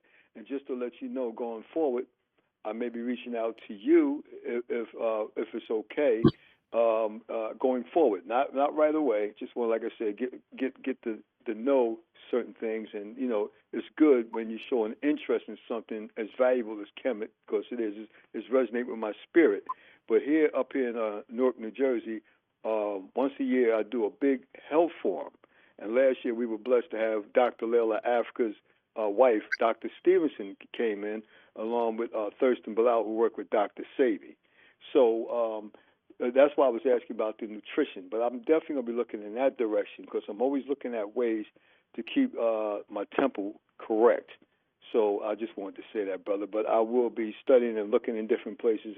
And I don't know how many brother Forrests you know, but this is one brother Forrest that will stay in contact with you brothers and sisters on this. And I want to thank you for this time. Okay, Dua, thank you. And who's it that invited you on? I don't know if she has an attribute, but it was Sister Petty. Sister Catherine Petty invited me. Okay. Out of Roselle, New Jersey. Okay. He means Shembel. Shemsbel. Okay. Oh, okay. So he knows me by my given Shemsbel. Okay, so we have a way. So through her, we can get all and she pretty much knows most of these things that we're sharing with you. She's a good contact for you, or a good resource to help you as well. She always consistently keeps me informed, and it was a blessing meeting her at Professor James Small's seminar one time. So thank you. Nee, and Shemsbel, I think this might have been the person you texted me about recently. Maybe. Yeah.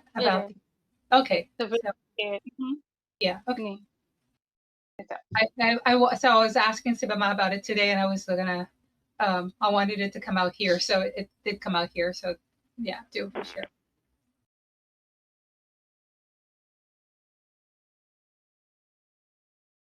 All right. So I think somebody else is typing there, but in the meantime, you were going to say anything? Because I have something to say about you. I want to make if some of you who have the book already Uja, Sebaja here. may. Just sharing. Just wanted to say that. Well, Maybe you should say it after I say something. Well, I was just gonna say Sage Amenemopet is it's a fan favorite. All right. Has always been, and Sebai did the series previously. That is there, and although the book is as it is, I still also would encourage you to go to the live lectures. At some point, we may have live lectures for this to supplement what is expressed in the book as well too. So I would encourage you to go to the live lectures on the chemitv.com. So Sibama did a series, and then I went over and I did with a group we did a review of Sibama series where we played Sibama series, and then I added on top of that, but specifically also what I did for that review is that I some of the aspirants had transcribed what this is before we had the automatic AI transcription. Things moving so fast. We had some aspirants transcribe the Sage Amenemopet. The thing is, as Bas Baquet always likes to say, with the transcriptions, I mean, it makes life easy for us to have the information. But goodness, like it's a whole aspect of aspirants missing the opportunity to really get the teachings really inculcated by doing the transcription. So in that way, the videos can offer maybe a little bit more, get an insight into the teachings with Sibama, speak in it. The more of the senses you use to learn something. Studies have been done in this, like hearing something, seeing something, talking about something. All of that helps to get it deeper into the hat, the ka. So, and the into the unconscious and the creating the positive RU. We would just say the job for true. For true. When doing the transcription, it really does inculcate, as you had said, much dua. So AI learns too from it. Because it learns on itself and it builds, so it makes it future easier. So neat, just like we do. AI as well as ourselves, if we're doing that, you learn as well. It's its own consciousness too. It's consciousness too. So anyway, but just to share that, I would advocate the Sage Amenemopet. So what I was sharing is that for the ones I did, I had the transcription. So I actually would copy like word for word verbatim what Sibama, because when he's doing the actual reading or speaking or talking about the scripture, a lot of things just fly by, which is why I think you all are appreciating the book so much, because you get to go almost word for word as has been previously shared. And when you listen, it's a lot is being said and it just, goes by.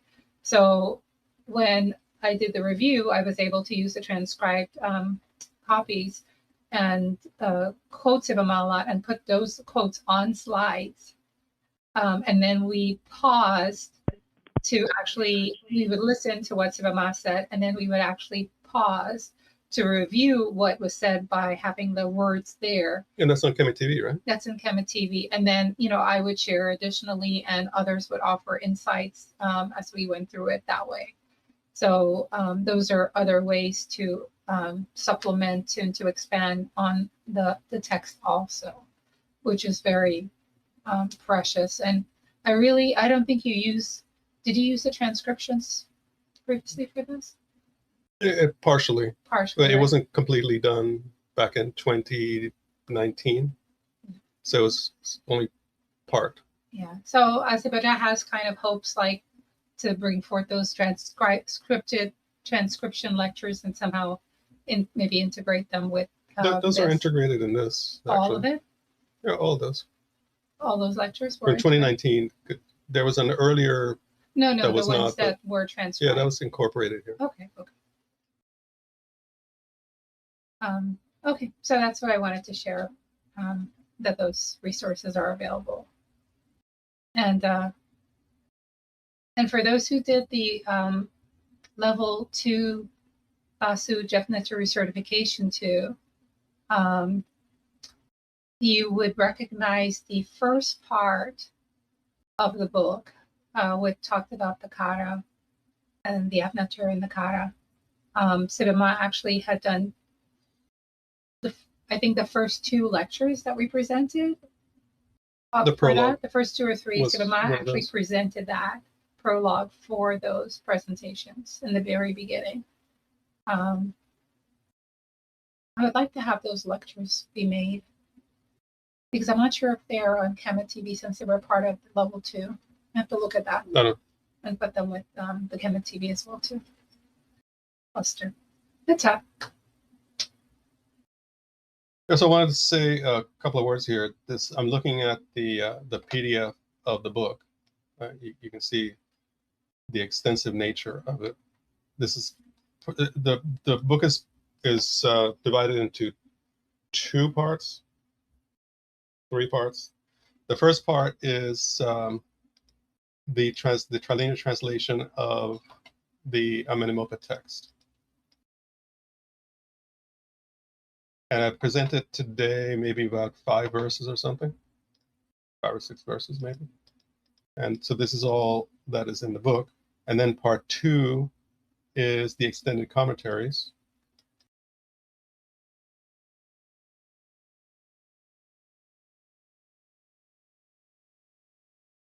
Let's speed up through this section.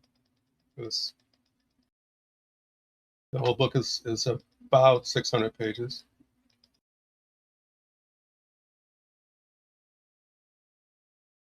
And this part here talks specifically about discovering the aware witness on the journey towards discovering Abnetter and Nebuchadnezzar.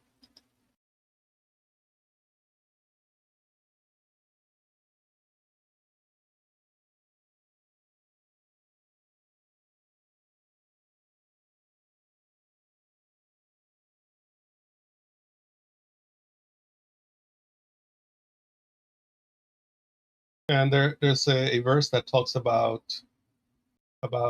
the Henu pose, and this I've not talked about before in this capacity. The Henu pose is a movement, a physical, a somatic movement from a standing position to a kneeling position as a form of adoration. Jubilation. It's called jubilation. This is an adoration to a divinity, and it'd be a lot to go into, but this is this, just to suffice to say that it incorporates a kind of physical, somatic aspect of the spiritual practice. So this is not just all mental or all, philosophical. So let's just make a point there.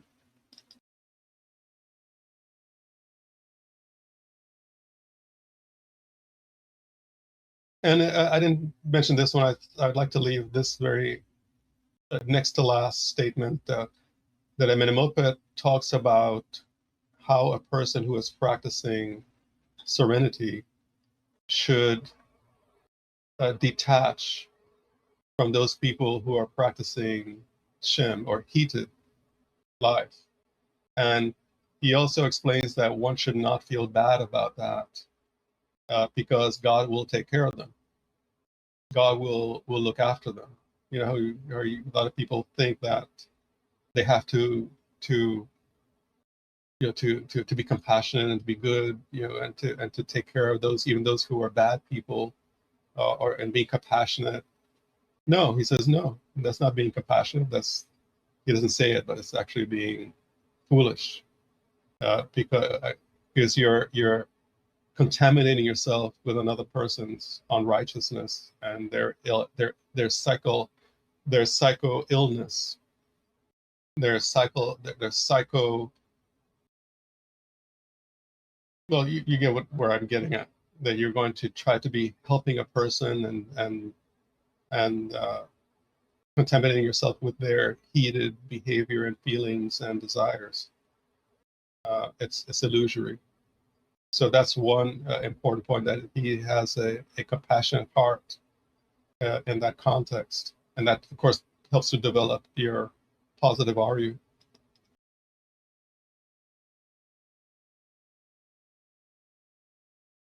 This little diagram of the framework of Amenemopet about the mind. I'll let you get the book to look at that.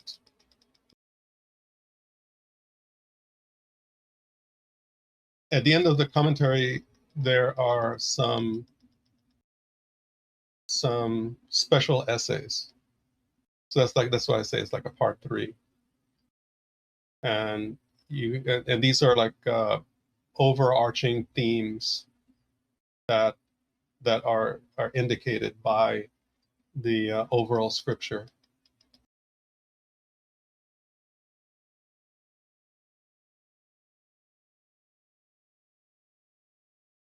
And then there is something, if some of you may not informed you of this. I did this after kind of some of you who did the reading of. There are there are a couple of extant versions. Extant meaning that they're surviving, that they're available versions of the Amenemopet teaching. Some of them are not complete. Some of them are pieces, ostraca, things like that nature. And some of you have experienced the prayer of Amenemopet, which is in chapter 7. This, I decided to put this one in because it's a more extended version of the prayer. And perhaps as a seeing it, maybe we should, because it'd be a nice part of the closing for here. Then we should take a look at it more closely, quickly.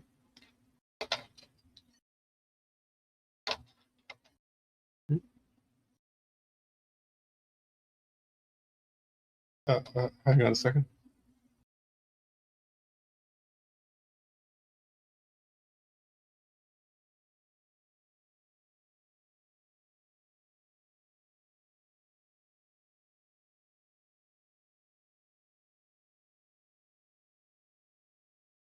Can you make it a little bigger on screen? Yeah, I was trying to find my place that I'd lost my place there now.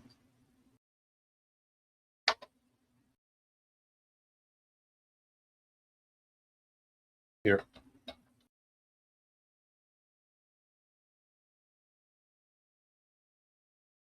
Ari, tu, que sema, enpa, aden, netter. Iuf uben netter. Jed ama, na, uja, mejat senab, meja. Df enke, keru mejat, tuke, enpa ank mejat. Iuke, uja mejat, tu heri. Now hear this, the action of yours, causing adoration to the sun disk, divinity.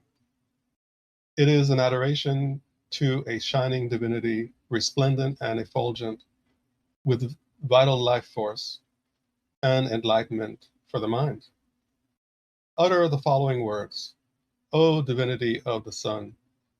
That's in this particular scripture, he calls it Aden. It's also Aten or Aton. It's the same. Who enlivens and enlightens all. It says grant. It says grant to me not riches or possessions or my ignorant ego desires, that are all fleeting and illusory. Instead, grant to me well-being and health in a manner of your choosing. So the idea is of making adoration for well-being and enlightenment, as opposed to a lot of people pray, oh, let me get rich, let me win the lottery, or let my stupid neighbor, get evicted, or you're going to foreclosure, things like that. So Amenemopet says, no, don't ask for those kinds of things. Ask for well-being and enlightenment, and that'll give you all that you need. He will give to the divine will give to you whatever provisions are needed for your life while you are on earth. It is you who will have well-being and vitality for living your life. It's the same teaching from the Temple of Set.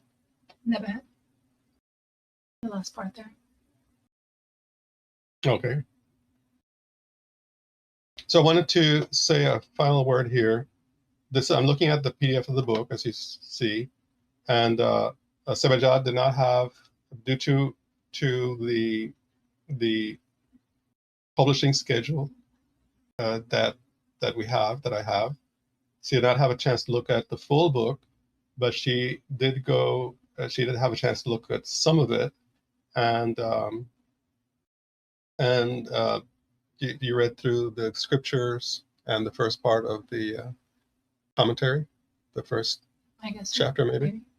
And she had some pointed comments that she had, and I thought carefully of it, and there was some important insights into how the perspective of the book was being presented, which I thought was very apt, and I had missed it. So anyway, I decided to put a little acknowledgement, a little appreciation there that you can read, because I think her contribution, even though she didn't get through the whole thing, was crucial to the full perspective. And I think some of you who read who helped with the proofreading, you may not. This was not in her perspective, was not incorporated into the book. So, which I think is kind of important. So here is a little acknowledgement of her in here for that. Well, Sebai, I would just like to say that she actually appreciates hearing that from the perspective. Yeah, it was. No, from the perspective of realizing I wasn't get through all of it, but I felt like the thematic aspects that I commented on, or that once you kind of got what I was sort of trying to bring forth or nudge out of you, that you'd be able to follow it throughout, I guess, in that way.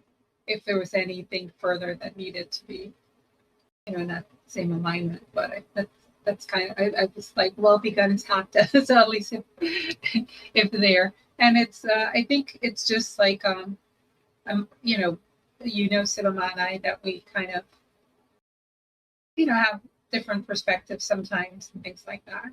So I think it's just gives different expansions of the mind, and much due to I appreciate that Sebai also this time around had assistance with the editing itself, the grammar and all of that. And I think Basbaket and Sarmat specifically may have helped with some of the books, and that's appreciated, because it wasn't something I was able to do this time around fully in that way. So much due for those contributions as well.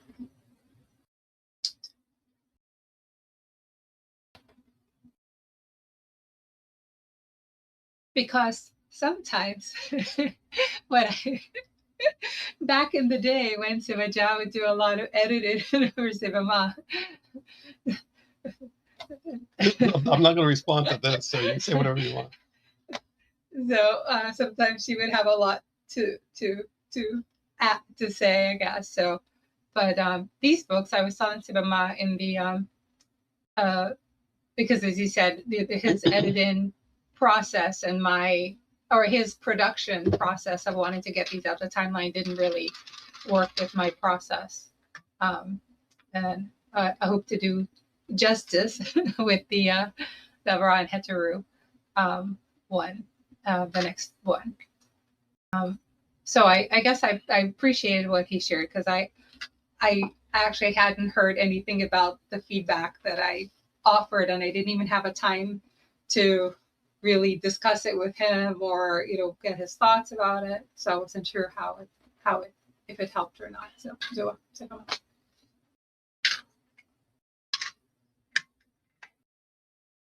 Huti Kepra says something. So your explanation of the levels of psyche suggests that specific hekau may be designed to go deep into the unconscious and purify the kara. Are there specific chants that are fine-tuned for that, like the GLM, hekau, for instance, or perhaps newer scriptures that you have uncovered recently?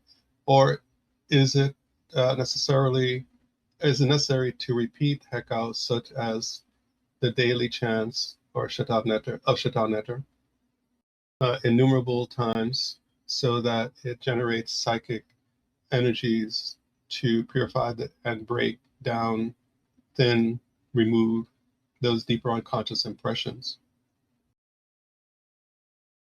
I think it's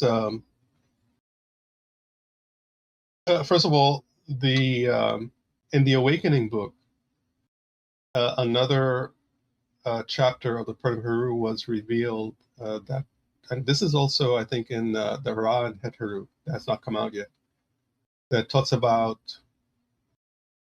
the circular, a term called, that I'm translating as circular invocation, which is kind of a recurring statement, a chant. And one of the chants that are discussed, of course, is the glorious light, the GLM, Nuk Heka, Nuk Bahra, Nuk Heka, but also is discussed using the divine name, and specifically the divine name that is mentioned is Ra, but any divine name will work, that Aset or one of the goddesses or whichever one, it's fine. And any scripture that you want to use. A Hekau is words of power. Hesi is more of a chant.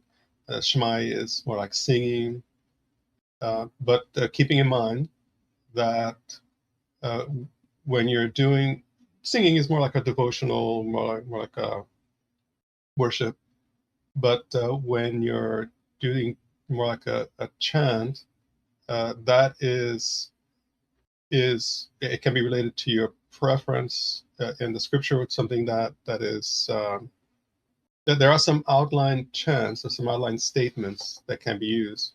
But what I'm getting at is that if you see something in the teaching that is very appealing to you, and the Amenemopet scripture, you can repeat that. The circular, what do you call it? The circular invocation. That concept would include repeating it with feeling and meaning. I mean, I guess it's the same. Yeah, Right. It's the same.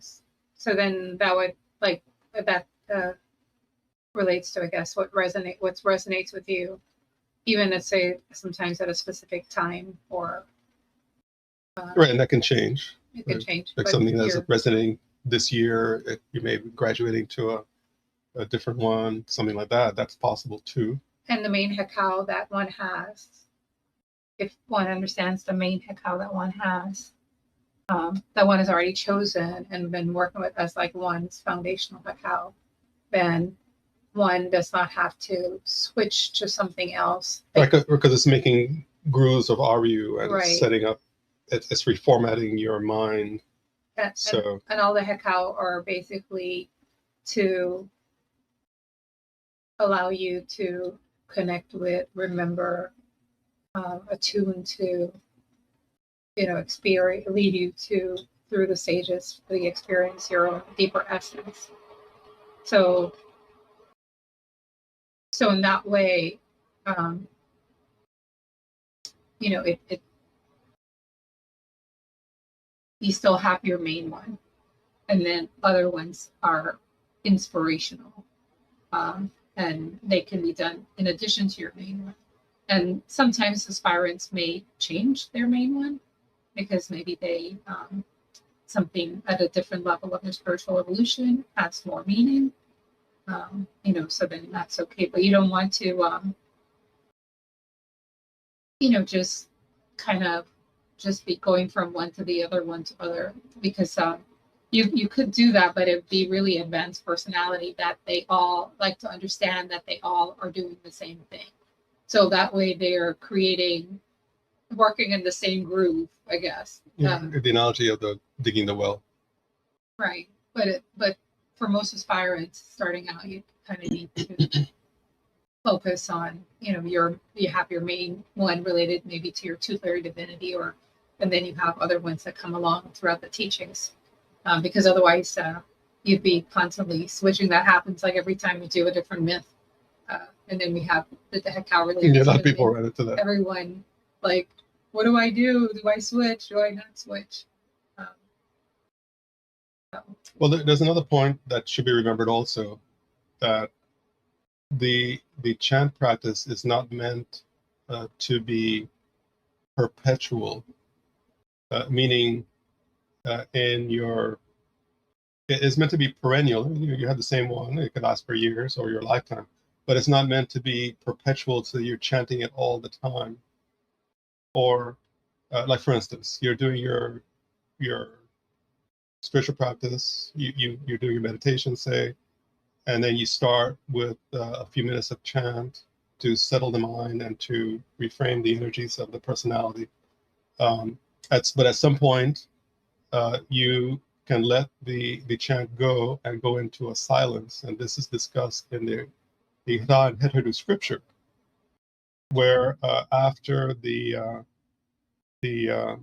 GLM section, one goes into kind of inner transcendent experience, and your chant stops at that point, because otherwise your mind will continue operating.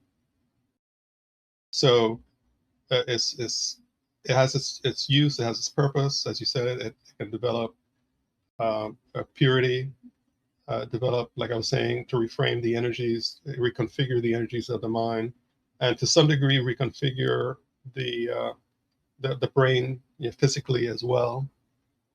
So, but it's not meant to be a perpetual in that context. Well, just to give clarity, like clarification, when you say it's not meant to be perpetual, are you kind of referred to sometimes there are other spiritual organizations that the repetition of a chant, like a mantra, is their main focus, like in the devotional, and so they're doing that all the time. Are you kind of referencing that when you say that, like, as opposed to, because you're not talking about like, especially I think at different stages for aspirants, you need you will utilize it differently. So an aspirant well, if the mind is very agitated, then you need to spend more time with it. Spend more time with it. So but if you're more internalized, then you don't need to spend so much time with it. Right. So, but when you say like, don't do it all the time, just there might be stages or times when that is more prominent in your practice. So it's not like Sebai saying like, oh, don't do it. If you're doing it, if you're used to doing it when you're agitated, or if when you're frustrated, or go to a higher tool of thinking of the teachings and don't use that. Like, these are all phases and stages of spiritual aspiration and evolution, and so you have to kind of know your process in there. And if the mind is going to be agitation or it's the hekau. And the hekau is like it's a mantra, it's a prayer, it's an attunement, it's like, you know, remembrance of the spiritual path, of who you are, of the spiritual journey, of the process. It's also supposed to be communion.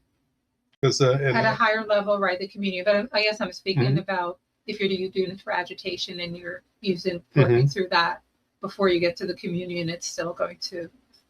And I think the other thing I was going to share is like the Sa'ankh, the divine grace, is time and attention. So it's even though these are words of power, right? You can have many people going to Kemet, and people can learn words of power, learn how to say these things, but it gives some kind of energetic and cleansing and understanding and connection to the divine. So I'm not saying it doesn't do anything. If you just like know it's spiritual and it has spiritual meaning, that alone does something. But in terms of like the mystical path, we're talking about time and attention.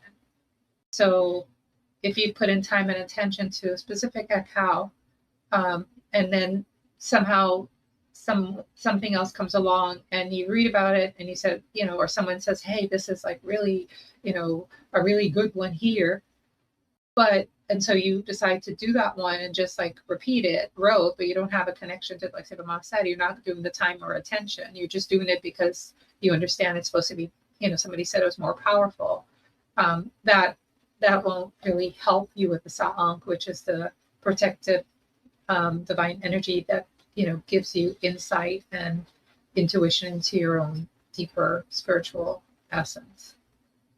So the attention has to be there with the hekau and the time, the devotion. That's what we call the devotion.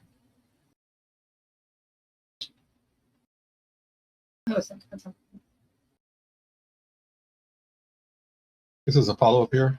So if hekau that we have repeated appear spontaneously in our mind and play in our dreams or repeat when we are breathing, is it the type of experiences we are looking for to indicate that the hekau are reaching the ab and the kata level? And the answer generally, I would say yes. So when that starts to happen, when the hekau starts repeating by itself without your conscious volition, it is reached a level where it is deeply reframing or reformatting the subconscious mind, subconscious level of mind. Rewiring. And right, and doing purification work and some deeper levels of mind and so on. So it eventually leads to that purity that reveals the Abnetter.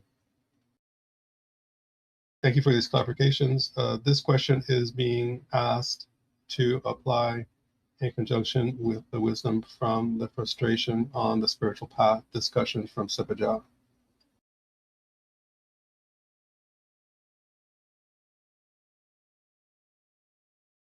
All right, so we will go ahead and conclude there then. To everyone for attending. I was just going to share that since he made that comment, that this fits into this discussion that we're talking about with the questions you asked about the hekau repetition. That fits into what, you know, I talk about disciplinarily nuking correctly, you know, nuke I am, nuking correctly, applying the I am to the Abnetter essence. You know, that would be it in this context here, the soul awareness context. And in the Ascent Resurrection, then it's Asar.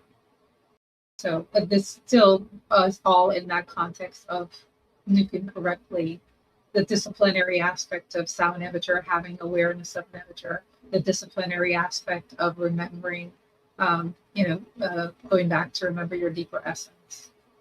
All of that is incorporated. So that's our. You may turn your audios and cameras if you'd like to join in with concluding prayers. It might be posted on YouTube though, so if they don't want the pictures. This will be posted on YouTube, so if anyone would rather not have their image come on the screen, that's fine too. Om Amurabda. Om Om Om Amurabda. Om Rakata. Om Amurabda. Om Om Rakata. Om Amurabda. Om Rakata. Attendees and Attendees watch. Attendees, leaders, watch. Attendees and Attendees watch. Attendees, leaders, watch. Om Hata. Om pretend, pretend, pretend. Hata. Hata. Do a Sebai, do a Sebai. Sebai,